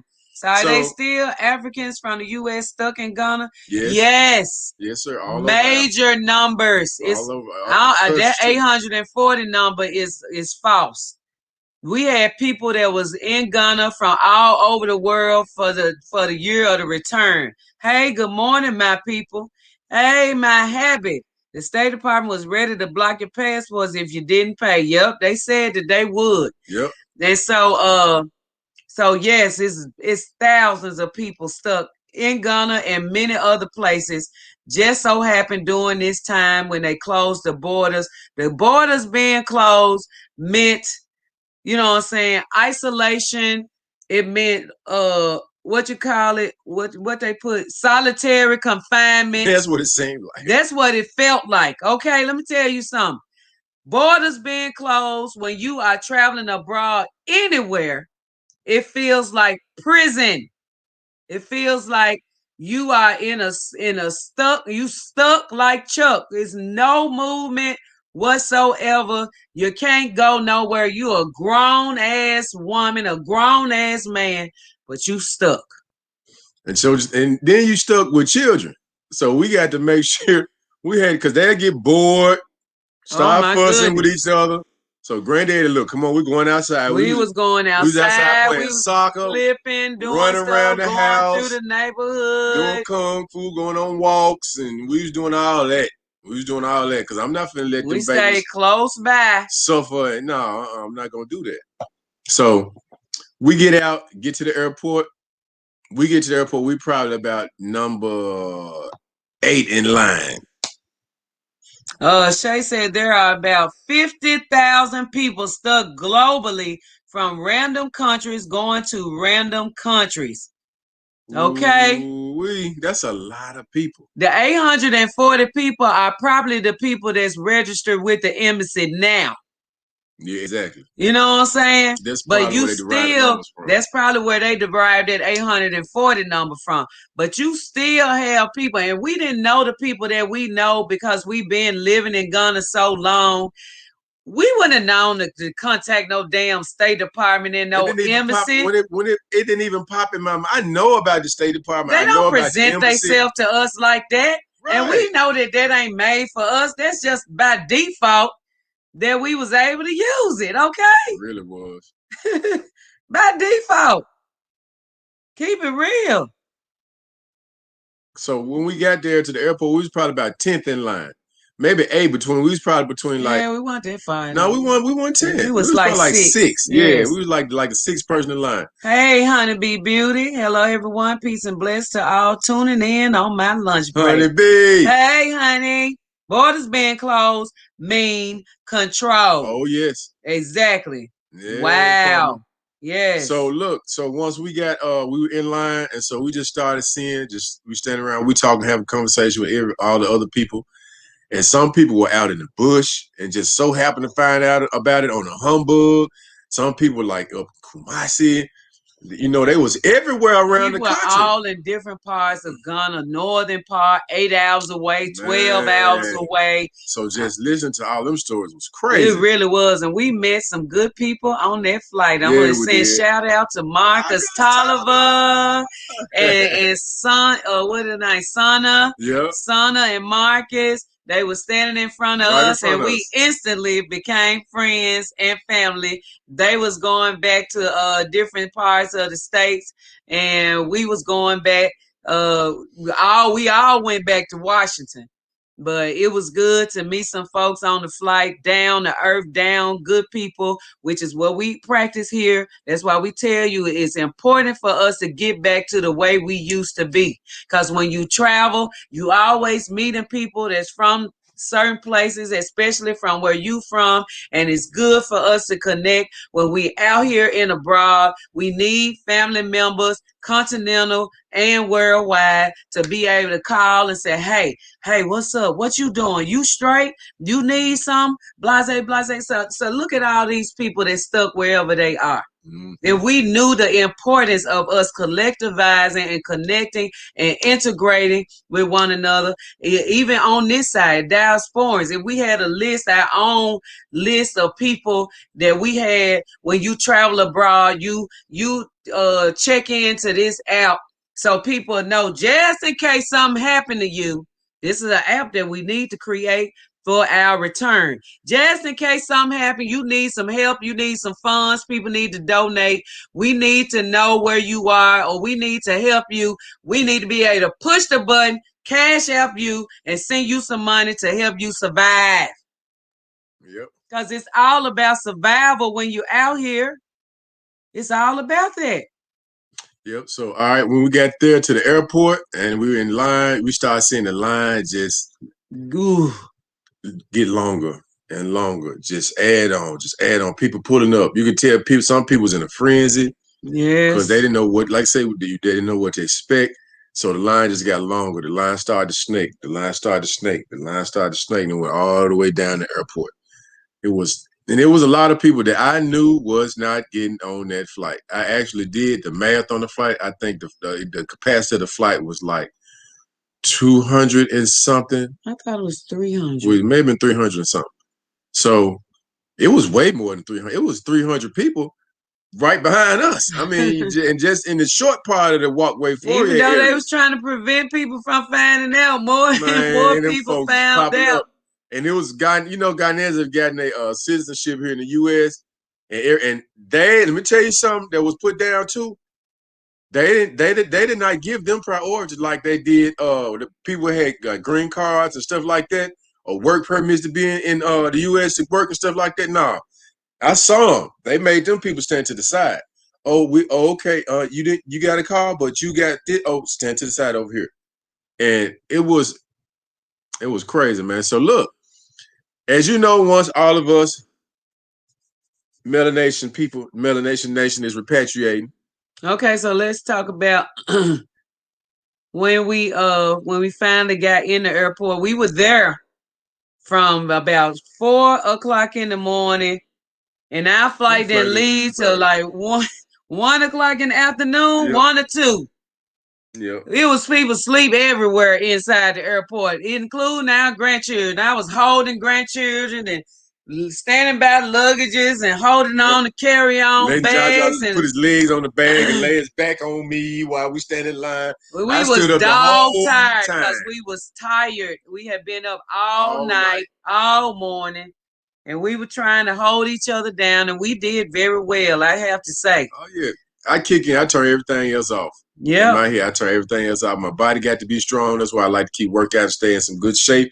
Because I know I'm gonna have to carry. I got 2 little ones and a woman with my wife with me. I'm gonna have to carry bags and people. So Sonya said, Shay said to Sonya, exactly. Most people aren't as informed as they need to be about the layers of control involved in global traveling. Uh-huh. It's true. Excellent idea, Future. We're all we got. We got. Your passport is issued by the State Department, monitored by embassies, and interest by immigration. Mm-hmm. True. And we seen it all at work. So while we there in the airport, there's lines of people. So you start, I won't say picking out people, you start noticing people and where they're coming from and who's in the airport and things like that. So we start seeing a lot of Europeans showing up in the airports with these big ass kennels. So I'm like, what the hell? So on repatriation flights, you can bring animals on the flights. These pink folks have too much. The kick in card is ridiculously shown to you in your face, where you like, what? Are you serious? We saw a kennel as big as a lion cage. It was 2 of them side by side. Big as a lion's cage with 2 long ass lanky dogs in it, which was probably somebody's husband and wife that was bringing them on this flight. I was like, what the hell? We saw about 8 of them. Salukis. I said, yeah, where y'all going with the dogs? It's time to go. That space could be used for people, and y'all putting the dogs in it. They weren't in the same compartment. But I'm saying, people can't. We might want to bring some extra bags or something. Shit, you got the goddamn Salukis and German Shepherds and Rottweilers. They did tell us that look, you can't bring no extra bags. It's just 2 bags per person. 2 bags per person. Extra. I don't give a damn what your case is. Like, what? And they showing up with 2 bags and dogs and kennels. And they facilitate the shit out of them. This is special. Look at that. You could see, they had airport workers with their uniforms and they flashing lime green with reflective jackets on, coming to hold and come on. So with the dogs. You have your placard? Okay, come on. So what kind of dog do you have? I have a I just love them, don't you? just sprinkling fairy dust all over the damn airport. So go ahead, we get on, we go through there. We go through there, and the first thing happened is we walked in to this door, and the sister is there, and she using a temperature gun, and boo. Wait a minute now. So we don't know. We know we were hearing about. Had we known about the test shit at that point? We knew about it, but we didn't know what we was gonna face when we got to the airport. We That's thought what I'm we was saying. gonna go through the COVID-19 they trying to stretch out. they trying to go try to get some kind of evaluation. So they just because we looking at the news from the States too, and how they handle it, and all over the world. Because on that side of the water, you get raw news. You don't necessarily get that CNN filter that you get over here, or the Fox Network filter that you get when you're in the States. Live. You get shit reported raw, and they gonna tell you how it is. And so we like, man, what is going on? You still get the propaganda, but we get to the airport. So I'm like, okay, we gotta prepare. We see if what we're gonna do. We're not taking no tests and all that kind of crap. So we gotta see what we gotta do. We'll try to prepare ourselves. So we get there. Fill out all the information before we go through the door. As soon as it's the first desk before we even went in the airport. Remember that first desk? I was in on that first desk. They had to check our name. Yeah, they had to make sure we was on the list, and then we go on in the airport. So once we did that, you come to another line. You come down that line, like you would walk up to the entrance to the counter on the inside where the ticketing counter is. So they had ropes before you get to the ticketing counter that you had to go through and proceed through that line. So as soon as you come through the door, the lady at the door with a temperature check. It's so early in the morning, she really don't want to be at work. So she's just, boop, she don't even look. You know, you go look at the thing, see what temperature was. That lady said, boop, boop, boop, boop. Like she was scanning at the grocery store. Like we had barcodes on our head. So we walk on through after that. So I'm like, okay, that was super easy, you know. But then I did notice something. Okay, when we got through that part, we went to an actual person, right? Yep. To fill out that long paperwork about paying back the money. This no, it wasn't the paperwork about paying back the money yet. It was the COVID-19 paperwork. Remember the COVID-19 paperwork? Oh, yeah. They gave us we had to go sit down and fill out this paperwork. So now I'm really like, oh shit, when we get to DC, baby, we're gonna have to figure something out because I ain't letting these folks ain't finna do no. We like the COVID-19 paperwork. Dun, dun, dun. So when they said the paper, I started reading. I'm reading the fine print. I don't even wear glasses. I was putting out magnifying glass. I don't see all this shit on here. So I'm looking at it, and it's saying, okay, be prepared once you land in DC. You have a questionnaire, and you will have additional questions asked about you. You have to fill out a questionnaire, and then you have additional questions asked about your travels. You know, where you had been, who you had been coming in contact with, and about your health. So I said, okay, well, if they gonna ask me questions, cool. Cause you're not gonna do that other shit. It's gonna be a situation.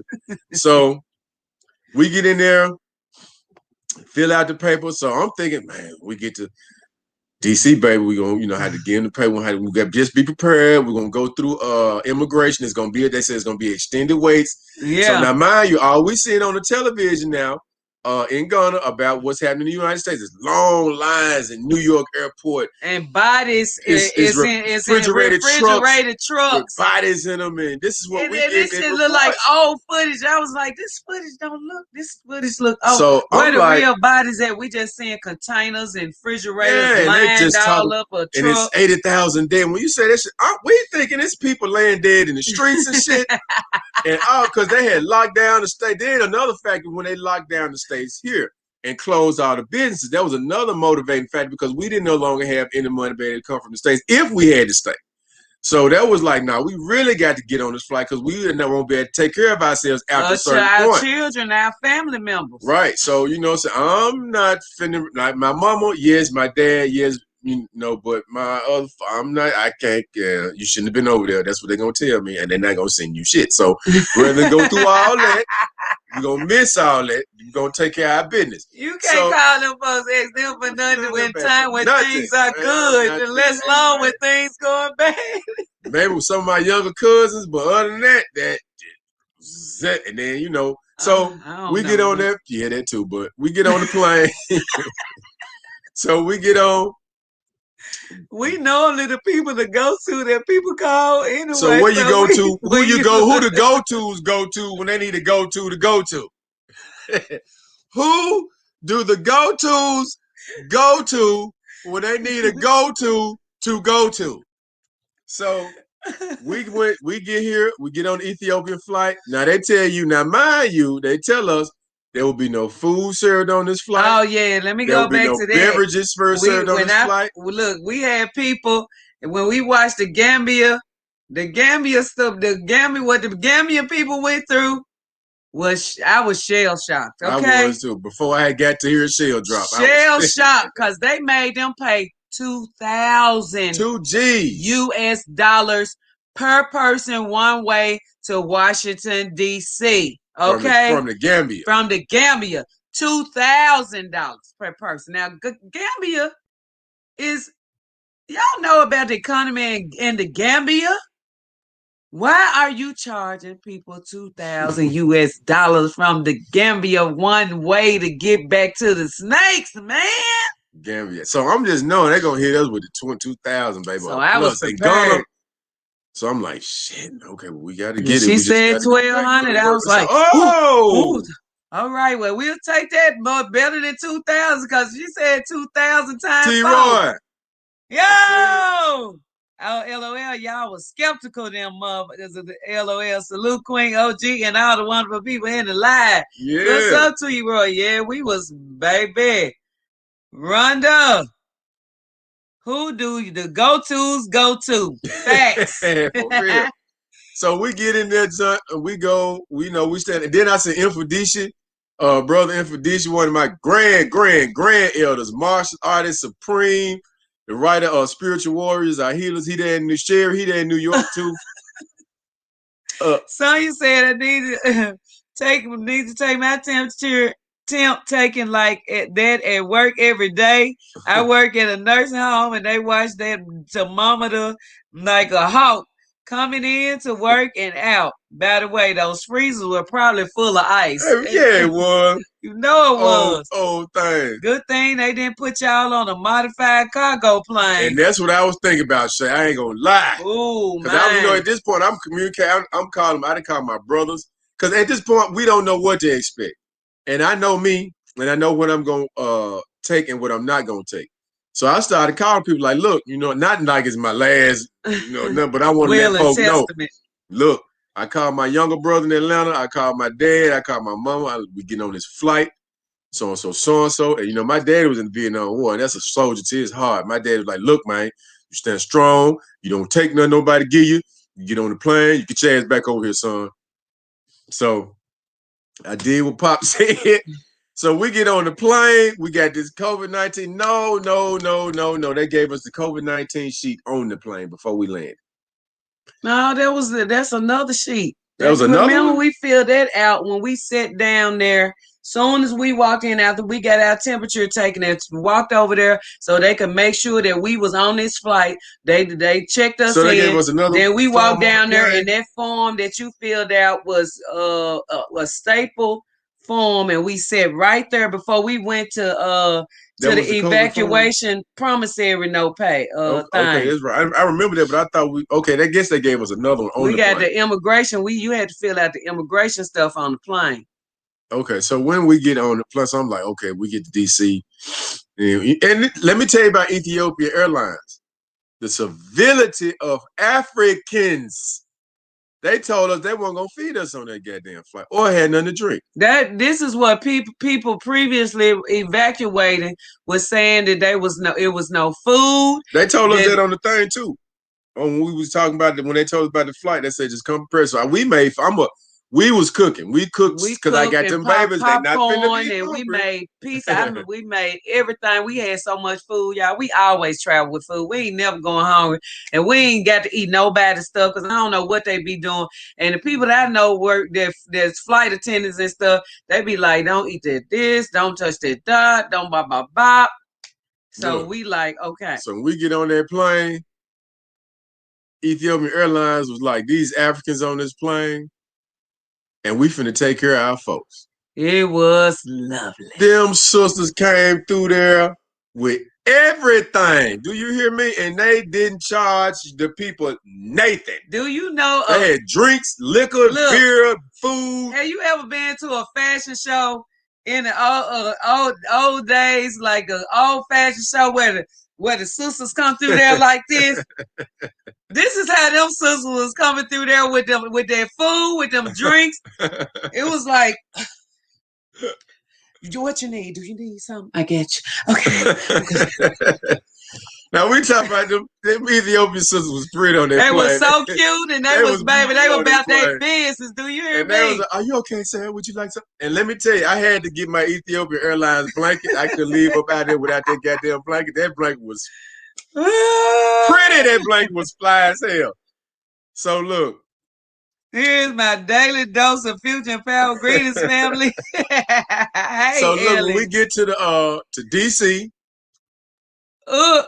Chase said if it was a State Department emergency plane, you might have a water and a sandwich. Oh, that was so. Look, then they gave us. They had water at the airport. Okay, so when we get on the Ethiopian plane, say them the sunny poisonous water. I use that to wash my hands with. My feet. So we was on the got on the plane. We everything they knew they gave us. So they give us this other sheet. Then we were about closer to landing. Flight was nice. They just had entertainment on the flight because they didn't want nobody touching the screens. You know, that's when the fresh COVID shit was going on. That's all right because my grandchildren had their tablets. We had our phones. And I was asleep. And I was asleep too. But I had my music. I got all my MP3 players. I'm an electronic crazy person. So I have all our little trinks. I made sure my grandbabies I had downloaded so much Bino and Fino and Umbongo Kids and Akili and Me, all the African cartoons and stuff that I could download. I had downloaded all that on my phones and on their tab. We get up there, we get down, they give us this other sheet, talking about the extra waiting times after immigration that you need to go through for your medical questionnaire and do you did that? I do recommend Ethiopian we definitely recommend Ethiopian Airlines. Y'all smash the like button. Thank you, T-Roy. So look, after we get up and Princess Angel is laughing at me. We make our flight. That's how that was. So we land in DC. So I'm getting my mind right. I said, we back in the land of the wild and hostile now. We got to goddamn it, baby, be ready. Let me get DM right quick. I just got my passport yesterday, and I'm so nervous now, especially with y'all saying how they charge them folks in the Gambia because that's where I was considering going. Hey, I mean, look, if you're going there to stay, you're straight. Yeah. People that live in Ghana and live in the Gambia and live in Africa, they was not worried. Mm-hmm. But if you're going on vacation at these times, if you're going for a vacation, we just don't know what's going to happen. Prepare yourself because just prepare yourself. Yeah. Get your stuff together here, DM, and it's wherever you are, right? Wherever you are. And when you go, if you're going to Gambia, you know that the Dalasi goes a whole lot further than the US dollar. Yeah. Get you a place. If you see shit going bad when you get there, just ride it out because you'll be prepared. If we had been prepared, I heard about when we left here in late December, early January. January the 4th. We left here in January. I hadn't heard nothing about Wuhan. Was in Wuhan. It was in. It was in China. Wuhan. It was there. The Kung Flu was in Wuhan. So we won. That ain't got nothing to do. I'm not going to China. I do Kung Fu, but I'm not going to no goddamn China. Sonya said, congrats, DM, on getting your passport. Rest assured, everything happens in divine order. Use discretion and listen to your ancestral voices. You always know what to do. Peace and blessings in your travel. And Sonya is correct because that's how we follow our ancestors. We listen to our ancestors talk to us in our head and our dreams. We wake up early in the morning after we burn our sage. And they was lined up. They led PY to call. They led the everything. They lined it up. Call it. Check. We turn into researchers. You hear me? What I meant is I'm nervous because I could book a flight today and leave it all behind. Well, there you go. You straight. You got your mind right. How was the Ethiopian flight attendants walking again? Here they go. Wait a minute. Let me take this out the screen.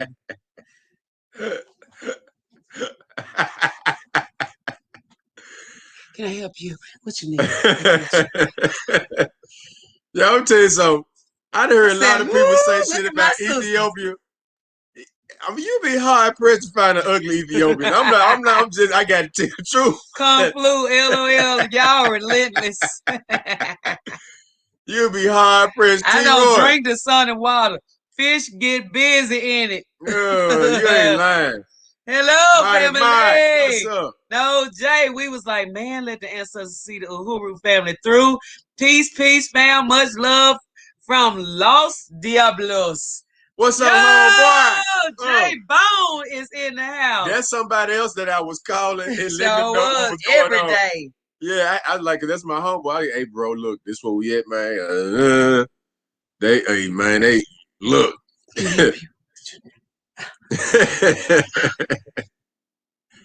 Hey, look, you ever been someplace where the fat girls find? It's Ethiopia. So those Africans from the U.S. and Africa who lived in the U.S., are they going to send more repatriation flights for them, or am I being foolish? Oh, that's a wrap. Let me tell you something. It was 5 flights went out before we found out about them. Before we found out about the last flight. The last flight was the one we got on. And that was in April. And they ain't sending no more since. Now, it's other countries. Dominican sent 60 flights. Cuba done sent 30 flights. But U.S. ain't sending nothing but 7 flights to Ghana. And it might have been 2 to the Gambia. I don't know, but I'm telling you, the numbers are horrible. Yeah. Kwame Olatunji. Oh, I did. Okay. Yes. DMs and thank you, sister. Appreciate it. Sonya, what's the tea about the sunny water? It's sink water. It's horrible and it's got some chemicals in it. Beautiful storm. When you open it up, you go, yo. So look, when we get all right, so we get up in the air. We done had this wonderful, relaxing Ethiopian Airlines flight. I was so happy to be African then. I said, these is my sisters right here. Okay. I said, y'all could be all 12 of y'all could be my relatives. And so, but anyway, we land the plane. So now in my mind, I'm thinking, all right, we got to go through this COVID shit. Ellie said, notice that they're already talking about the second wave. They're going to stretch this out for as long as possible. How the hell you going to predict that? We in the summer. It's hot as hell where we are. Sonya said, you make me want to cancel my Delta Airlines reservation and switch to Ethiopian Airlines because you're going to get this service. And get that, I don't drink beer, but they got a little Ethiopian beer in a black can with a little dude face on it about this big, a little Ethiopian dude face on the can. Should have got it and kept it, and baby, the script on there. For a souvenir. I'm gonna get one because I would have got 2. Just wanted to see what that. Oh, Ethiopian beer, okay. So when we land in DC. When I say we land in DC, the flight that we was on was the only people there. We was the only people. Listen now when we say this shit right here. We arrived in DC. What time did we get there? First of all, we got there late. Yeah. We got there very late because we didn't leave till late. We supposed to leave at 6 in the morning. We didn't leave at 1 or 2. The flight didn't get in to, I would say, about 9:30 that night. In DC. In DC, we got 2 grandchildren and 8 bags and 4 carry-ons and purse and backpacks and everything. So now mind you, shit's closed because they've closed everything at this point in DC. Ain't nothing going on in the airport but walking people off. So when we get out the plane, we got the COVID sheet. So I'm thinking we're gonna go through immigration. After you go through immigration, you go through. Here we go with the corona. We thinking, okay, we finna go through the corona. They telling us about all these long lines and all these extended wait times. So I'm prepared for this in my head. So we won't be getting upset and over anxious and shit. Man, we get through. When I tell you, we got through immigration so fast. It was like we didn't stop walking when we got off the plane. Yeah. You know how you had to stop immigration, sit in line. Wasn't no line. Everybody walked up, boom, got going through. Boom, going through. So we like, damn, okay, that's cool. So we know after the immigration, before we get out, baby, we got to go through the COVID situation. Man, we get our bag, go through immigration. They don't ask us nothing about COVID-19. Nothing. The dude say, "Oh, how long y'all been? Oh, y'all have fun. Y'all been back." We looking at each other like, "What the hell? Where the people at? Where the bodies at? Where the dudes in the white suits with the temperature gauges and the guns and With the shit?" hazmat suits on. Where is them people at? Okay, follow me. Right. I'm Walking in still slow looking for them dudes. motion. So we go through that. We go through, get our bags. After we get the bags, I'm like, "Oh, shit, I'm out of here now." So It wasn't nothing going man, we on in the airport. still, we still got those COVID sheets right now with our information on them. So Nobody never took them there sheets. ain't one no checkpoints. It wasn't no It was temperature a reading. ghost town. Them people wasn't When we was in nobody in the DC airport. airport, it was no temperature reading. We It didn't was even no get our temperature questionnaire. taken. It was none of It that. wasn't nobody It was say, no have tents. you been around anybody? Do you look like COVID? What does COVID look like to you? Man, look. Have you been around anyone that has COVID that's been we want nothing. It was so ghost that we was wondering, was we in the Walking Dead? This shit looked like the Walking Dead, TWD. Like I had watched the show. I didn't watch. Said shit, it what? So we get out the airport. Now dig this. We had watched. Now first of all, we've been gone for months. Uh, my phone is off at this point. My My American phone phone, off. her phone is off. We have Ghanaian phones at this point. So we don't know our way around DC. So no phone, no internet. We don't know our way around. We had been to DC Wait a minute, earlier. we went to go get a car first. That's a whole Oh, nother that's a whole nother story. goddamn But we story. finally got us an SUV big enough to put all our bags and all our bodies in.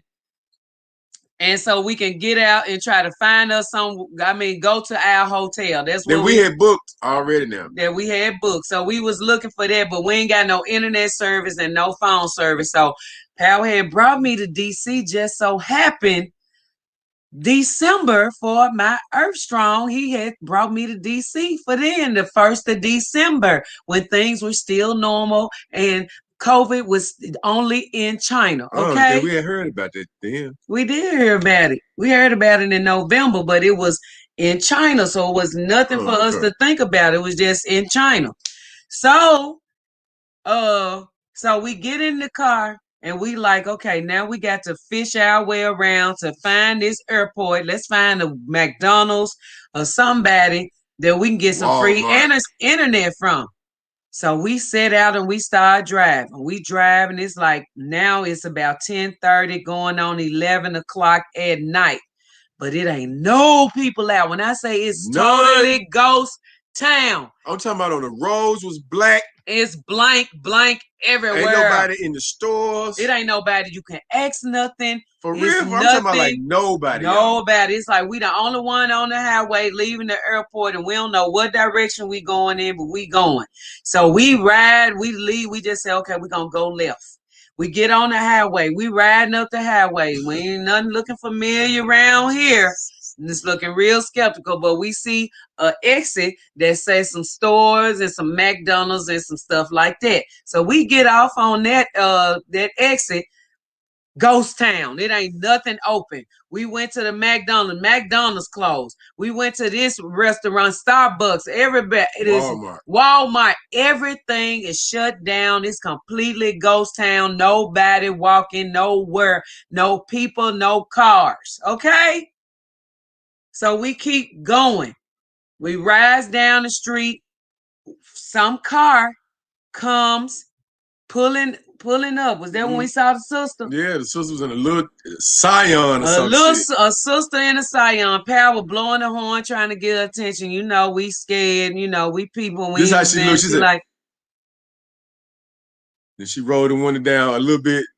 Then, you know, I had to put my nice guy face on. Yeah, it's like, excuse me, sister, please. Please help us. We are not from here. We just landed here. And we are lost, and we don't have no cell phones and no internet. Can you tell us how to get to Alexandria? We were trying to get to Alexandria where the hotel was. In Virginia. So she told us, oh, y'all need to turn around and go back that way. So we did what she said and just kept on driving. And then we Future saw like I said, we was here in earlier in December. It was one particular highway that we ran up and down. I can't even remember the number of it now, baby. But we was on that back and forth going from Alexandria into DC when we Was was it there. 10 or Was the one? The one? The one. No, the one is. That's the one come from y'all and them house that took us all the way through on the street route back to Right, Alexandria to the hotel. right. One. So we found the one, and she was like, just get on the one. Get on the one, and it'll take you straight to Alexandria. We was like, oh, thank you, sis. I appreciate it. Thank you so much. And we set off. Now it's about 11:15, almost 11:20. Kids sleep. The children knocked out. Which was the blessing. Because we was nervous. We didn't know where the hell we was at. We just riding around DC. There's killer cops around the whole world. That is why traveler's insurance is a thing. You should have insurance that covers at a maximum of $10,000 or whatever you need covered. It's not expensive. It's real worth it. Marty Marr said the WS is stretching this out. Billionaires, banks, multinational companies are making billions off of these crises. I got my urge this morning. That's to make me a smoothie. Go on, T-Roy. And yes, that little dude with the low fro that was so cute. The food on Ethiopian Airlines is nice though. She saw Cheryl know what I'm talking about. That little can. Yep. Bill to help stranded Americans introduced 5 days ago. What? Good. Disregard. Oh, okay. There was no hand sanitizers in the airport. Nothing. No. Security was gross. Oh yeah, there wasn't none of that. None popping. Was nobody. TSA barely wearing gloves. No face masks. They didn't have no masks. All the agencies didn't get the psyop memo at that time. I guess too. Can you say pandemic? Yes, ma'am. Yeah, we say it all the time. I feel you on that insurance, Shay. DM. Thumbs up. I am surprised that you guys did not get arrested. Rolling around that night, we were all on lock. That's what I was talking about right there. We was really, the ancestors was moving with us. Hi, family. Hope all is well today. What's up, brother Ron? So let us get on down to the end of this story. All right. So we went the direction the sister told us to go in. Now, let me tell you something. When borders close and quarantine happens, this was so fresh and new to everybody. Everybody got scared and went inside their red holes like church mice. You understand me? There was no movement on the city. So we riding through a strange place that's not our hometown. And we are totally shell-shocked because we don't see nobody that look like us. First of all, Maryland, Washington, D.C., and what's the other one? DMV. Baltimore. Let's see. Washington, D.C., Maryland, Virginia. Let me tell y'all something. This look like colonial times to me. Man, shit like England. I ain't gonna lie. Looks like England, colonial. It looks like it's sitting in Europe, but it's in the U.S. And it was very, very out of the ordinary for me coming from a down south place where it's just seems like you riding through hell without the fire. So we finally drive in the right direction and we get to our hotel that we booked online after searching and searching. We had to snip that searching. About 11:35. We pull up on the hotel, which was the same hotel that we booked when we went in December. And guess what, everybody? The junk was closed. When I say closed, lights out, sign off, doors locked. Nobody there. No attendant, no security guard, nobody in the parking lot, none of that. Completely closed down. That we had booked online online, paid all that money for this hotel that they know that is closed. So we in the middle of Virginia. Alexandria. At 12 midnight the next morning. with nowhere to stay, with our grandchildren, all these bags, and we ain't got nowhere to stay. So we find another hotel. I'm like, okay, let's go right here. We go down. We like, it's got to be some more hotels around here. This big hotel. Oh my God, I go up to the one that they said they gonna be closed to May. Yeah, sure did. This is April. But you taking reservations online, stealing people's money, and you know you closed down. So we get back in the car and we drive. So we say, all right, well, we're gonna drive toward the area where our sister stay. We got a sister that stay in DC area. So we'll just get back on the one because we know it's a black part of town. We feel a little bit more comfortable in the hood. I ain't had no way to call her. Yeah, we couldn't even call her. We ain't had no way to call nobody. We had to get it how we live. We had we was working together. We're glad that we had each other. For somebody that was out there by themselves, oh my God, I feel for them. Started reverting back to when I was living in California. I started thinking about we need to pull over somewhere, just sleep in the car till the morning, drive back, or drive to the airport and sleep on the airport lot. You know, that's how my mind thinking. But we so far from the airport, I'm not even trying to think about that shit again. Trying to get back there, and we ain't got no GPS, no nothing. So don't forget about, I forgot to tell y'all, I went in a couple of stores because we found a corner store, one store that was open. I went in this store and I asked this guy, this white guy. It was white. You thought it was white.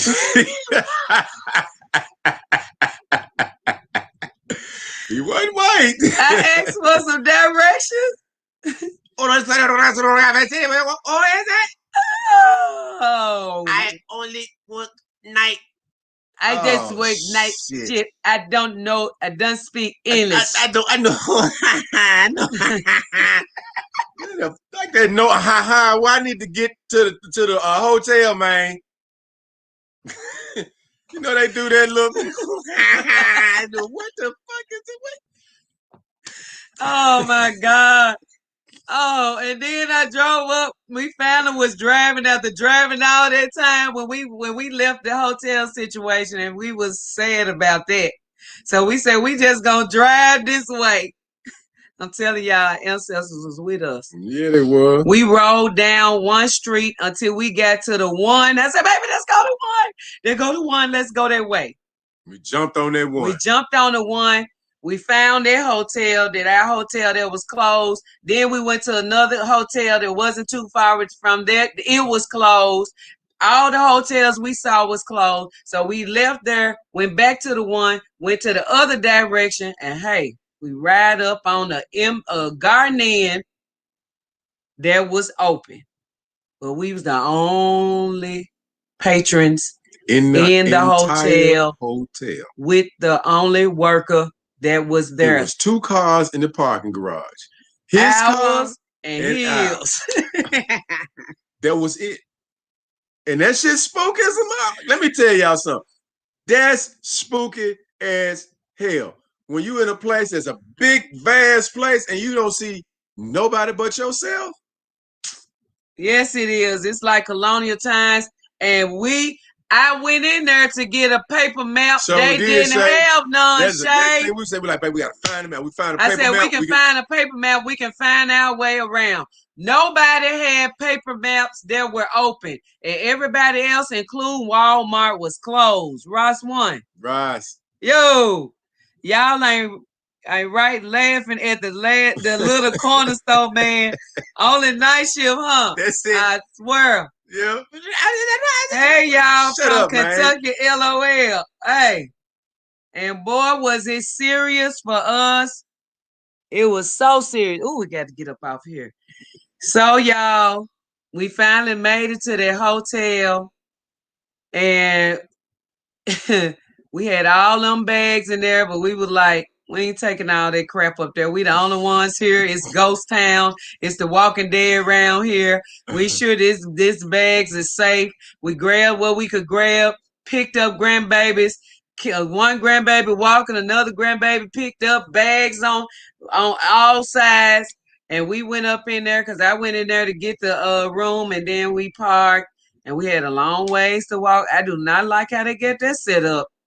walk all the way from the parking lot that don't have, it's not conjunction in with the hotel. Yeah, walk through You got to walk through corridors. corridors to get to the actual hotel itself, like a damn big ass doctor's office, a corporation building or something. That was horrible. Yeah, that was buck. But when I tell you them borders closed and everything, it was just a disaster, and everything else, it trickled down from everything. So y'all please have compassion for our people. If you run up on somebody that asks for some help, please donate to the cause. Help them. Cause it's not nothing to play with when you out here. Tammy Sanders say, "Hey, y'all from Clan Tucky." Okay. Hey Tammy. Trust me, y'all was in the Twilight Zone. And I was wearing 4 pair of gloves around that time. Messed up leather on my steering wheel with Clorox wipes. Oh, man. Yeah, when the first party had us going, man. We was thinking this shit was going to be like Contagion, the movie or some shit. Jarvis, yes. I'm telling you, Mr. Jarvis, it was so serious, crazy. But our people got to understand the extent of what this really means when them borders closed. Everything went haywire and went into Walking Dead mode. Do you hear me? It's so serious. We was just one in one with the ancestors, and we knew to get to work immediately. But everybody don't know that. Some people sit still, be kind of, be stagnated for a while. Because there's one thing I did not want to let happen to us. Let fear make you stagnated. Because situations and shit like that happen. If you stay still, you're not gonna make it. Like I've been in a ride situation in LA when Rodney King's popped out. When that shit popped out, I was in barber school cutting hair, and I had to get back to Pasadena, and it took me almost a week. So, Marcy, I analyzed my mindset as being in hell while waiting for the borders to open. This is no laughing matter. Mm-hmm. And so, just to think about all of our people, let's analyze how Africans were and still affected all these months later. Here we are getting ready to go into August, 8th month. This has been kicked off as far as the borders being closed, as far as you quarantine on and off in different situations in Ghana and any other place. You know what I'm saying? Certain places, especially if you in Europe, you stuck. If you in here, you stuck. Some places said they ain't never opening back up to next year. You know what I'm saying? But you got people stuck there that don't belong there, but they countries ain't coming for them. Nope. They ain't got nowhere to eat, no way to communicate. Their phone might be off. They ain't got no internet access to anything. Begging for somebody to help them. And you know how we are, because the way they got our mindset is we don't know how crucial this really, really is. Right. This just like another Hurricane Katrina for certain people and where they are mentally, you know what I'm saying, devastated by these borders being closed. And we are coming up on the time in August where we're going to be talking about Hurricane Katrina, our loss, our people. This is Black August Awareness Month. We kicking it off Saturday. So y'all make sure y'all plan to be a part. We need to be disseminating as much information as far as Hurricane Katrina, our people that are still affected right now since that happened. Okay, I ain't mean to get off the subject, but this is part of our growth as African people, being concerned about our people and using these different times to make awareness, to bring awareness. If we can start a cause and effect, we need to do so, because our people are still suffering in different places. This one. Good day, family. Stay blessed, stay up, and stay woke. Madai says, Sonya, Americans have been hypnotized into paralyzing complacency. We are so accustomed to things being available to us. Start practice living like you are off the grid. And that's what we need to start doing right now, today. Great advice, Shay. Great advice. Yeah, they say Africans from America out there on the streets begging. Yeah. Same thing that's happened like with the Africans, our African brothers and sisters that were stranded in China over there at the school. They was in schools over there. You know, they got them people, man, walking the streets, then they beating them and shit. And watch those videos. Warder Maya got a lot of those videos, and Dr. Moonby. Watch those videos so we can orient ourselves to what's really good. It's still going on because we got to stay. They talking second wave, so we can't be stupid. And they quietening up. Been through the first one. Yep. Now we ain't gonna do like they do. Just repeat history all over again. We're gonna learn from the first go round. Shay said, "Go camping sometimes. This will get you more accustomed to living minimally, which helps in difficult times." I just told them, baby, we was going camping. You sure did. Well, we love y'all. We hope that this information and you can go send this video out to help us enlighten people on exactly what this meant when the borders closed for so many African people that were traveling abroad that stuck then and still stuck right now and don't have a pot to piss in or a window to throw it out of because our different perspective places where we from are not looking out for us or our well-being, and we are stuck like Chuck. So if you can help somebody, help them. If you can find a way and we can organize to help as many people as we can to donate to them until they get themselves back, we need to do so. Yes, it took me to another mindset. I'm prejudiced against Chinese now. Oh man, look, we should have been. Our folks always told us, Dr. Amos Wilson, Dr. John Henry Clark, always tell us we ain't got no friends. We absolutely need disaster awareness training. These people ain't coming for us, and the American agencies aren't made for us. Cheryl, you are so true. We slipped through the ancestors' cracks on that one. Melanated Vitro said, where is the African American Association in Ghana to help them? Having $100 plate lunches, playing. I'm going to tell you where they at. That's where they at. BSing. Because that's exactly what they're supposed to be there for. Organized for. Sonya Cross at BTW. By the way, where my medical peeps at, what virus do you know that lasts this long? Dog ass, please, Power and Future.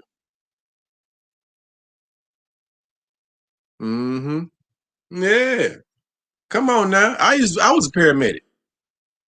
Almost a nurse. So what can we do to help? We got to find out, watch these videos. Like I said, Walter Maya and them are putting up these videos where these people are stranded at. We need to reach out to those people that contact. If they have contacts, we got to find out where they are. Tell them to contact the Office of Diaspora Affairs. I mean, they supposed to be there for our people. The Office of Diaspora Affairs. I don't know how true it is. If that agency is really for this situation. I mean, I don't know as far as contacting the embassy or the State Department. I mean, you may want to research every day to check and see if something going down or some type of something, but I don't think anything is going down because they told us that was the last flight going out. And if you did get on this flight, you were stuck in Ghana indefinitely. Yep. And we are witnessing the indefinitely right now. Troy Joseph said, yeah, they say the embassy been closed since the pandemic started. Yeah, they closed the day we left. And you know what? It's true because it's been some people. It was some people when we look. I told y'all this. Now when we was at the airport leaving doing the evacuation flight, there was some pink people there, some black people there. I was asking questions. I asked the sister. I said, "So you leaving on this flight too?" She was like, "Yeah." Then it was because I know y'all work at the embassy. So are you leaving on this flight? Yeah. I asked this pink lady. I said, "So this the last flight, ain't it?" She said, "Yes." I said, "So you leaving on this flight?" She was like, no, "Oh no, I live in Ghana. I'm not going anywhere. I'm going home. Fine. I'm going home. I live here. I've been here. They are still paying us while we're closed. So exactly. I'm going home. I'm okay. I'm here. I live here. I work for the MC. I've been working here for 2 years and I'm fine. I'm not going anywhere. Marty said, I'm in here because the media keeps telling the world that the U.S. is averaging 64,000 cases a day. How in the you gonna have 64,000 cases a day and you ain't testing everybody? That's like the whole United States getting tested every day to keep up with them numbers. Stop the bug. Shay said AAAG is like the NAACP, a waste of organization. Yeah, it Yes, is. yes, yes. You told the truth right there, What man. would Lady you Charles. recommend the best way to send funds bypassing the fake We agencies? working on that now. We Ooh, that's still working horrible. on that one right now, Trap Flex. That's hard. If they got cash app, that will help. If they got cash app and they got that cash app credit card, then we can help them because they already set up in the US. But if for any other person that's in the UK, I don't know if Cash App is in the UK. I don't know if Zelly is in the UK, wherever they are. We need to be sending small donations. Everything equals a lot so we can help as many people as possible. But I would say if they from the US, Cash App is known and well used here in the snake, so that might be able to we might be able to help them instantly with some funds in hand. Why Future talking just like that pink lady? I don't know, because I'm here. I live here, so I'm not even. I was like, All that garble. You talking all that garble. Get your ass on the plane and get out of here and give me man, the what? keys to your house. So yeah, so y'all show compassion for our people. That's what I say. So well, I'm gonna do some I don't know how much of We that baby we do gonna know. do some We're gonna do research. some research and see if we can't get up on it. Because I know one family that we sent something to that was stranded in Yes. Japan. Now there was no native born had these Right. family this family group it was a husband and wife and like 3 children. They were stuck in Japan and we sent them some money cash out, but this was way back So we left Ghana. when we left Ghana, you know what I'm saying? This when we first got back here. When we did that video, we was in the truck. That's during that time when we sent them some money. Okay. But is it what about people that don't have access to people like Native Born, Water Maya?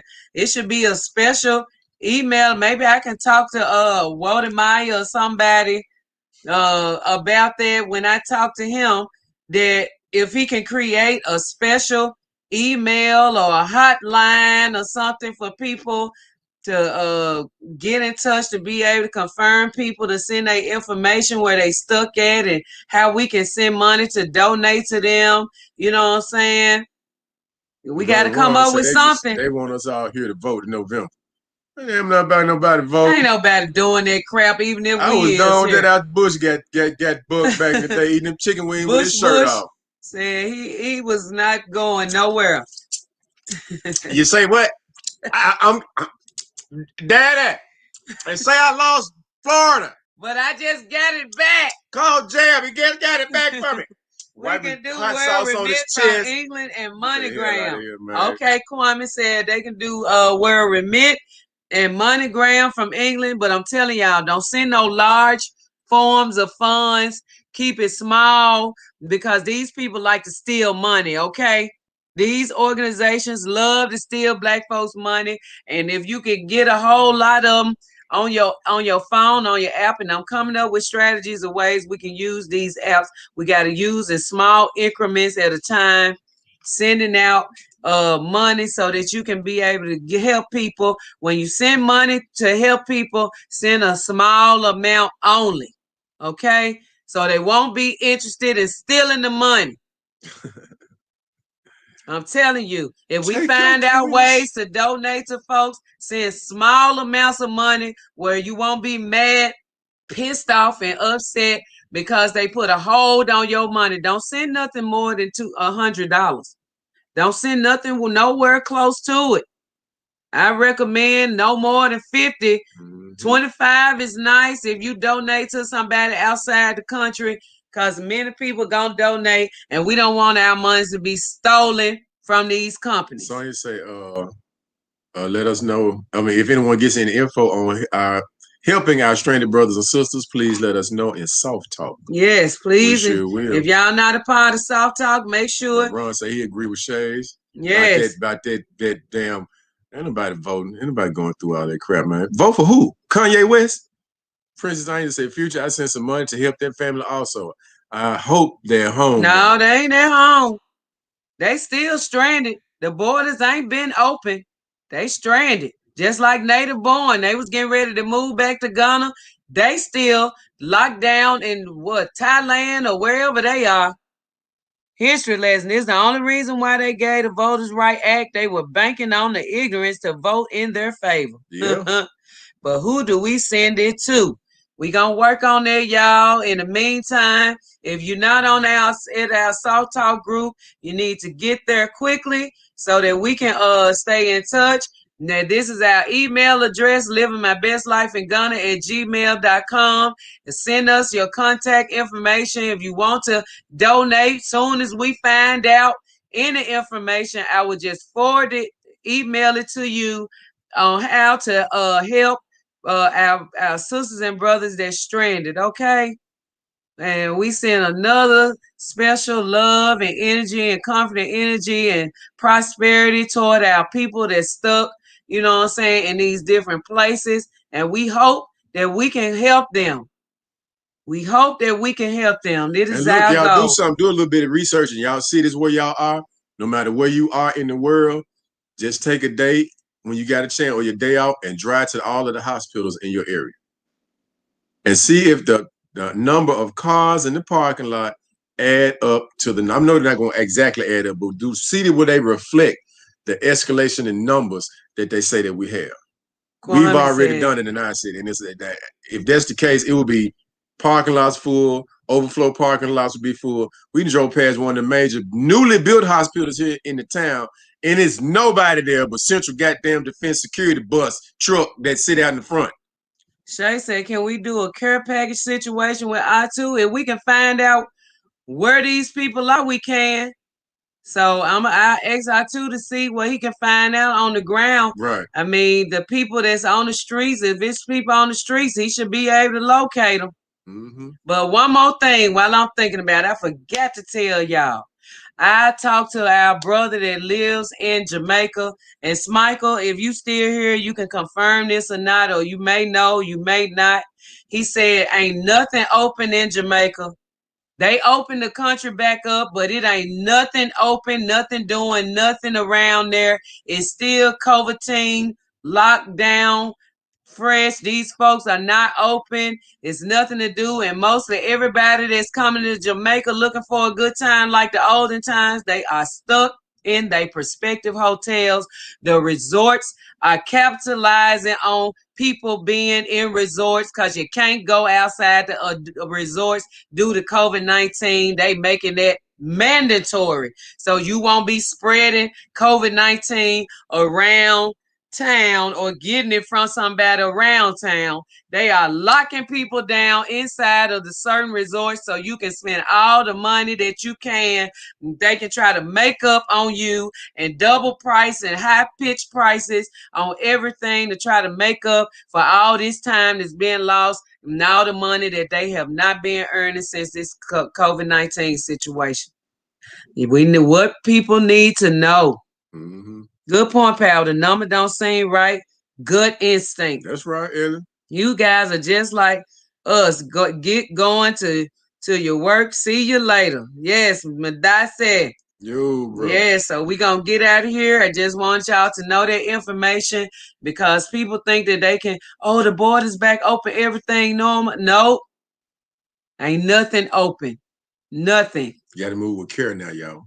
Yes. You gotta take care of each other. So if you ain't in a country that don't have no corona whatsoever, or things are getting back to normal like you want, like it should be, then it ain't no need of moving right now because you're gonna be mad and upset unless you just ready to get somewhere, period. That's the only other thing, okay? But if you trying to go on vacation just to go to Ghana because you was planning on going anyway and you ready to get over there, you not going to stay? If you go into a country that's affected by corona and you're not going to stay, stay where you at. You might get stuck in the second wave. Okay? We love y'all. We'll see y'all later. Y'all have a great day and we'll be back. God love you. God love me.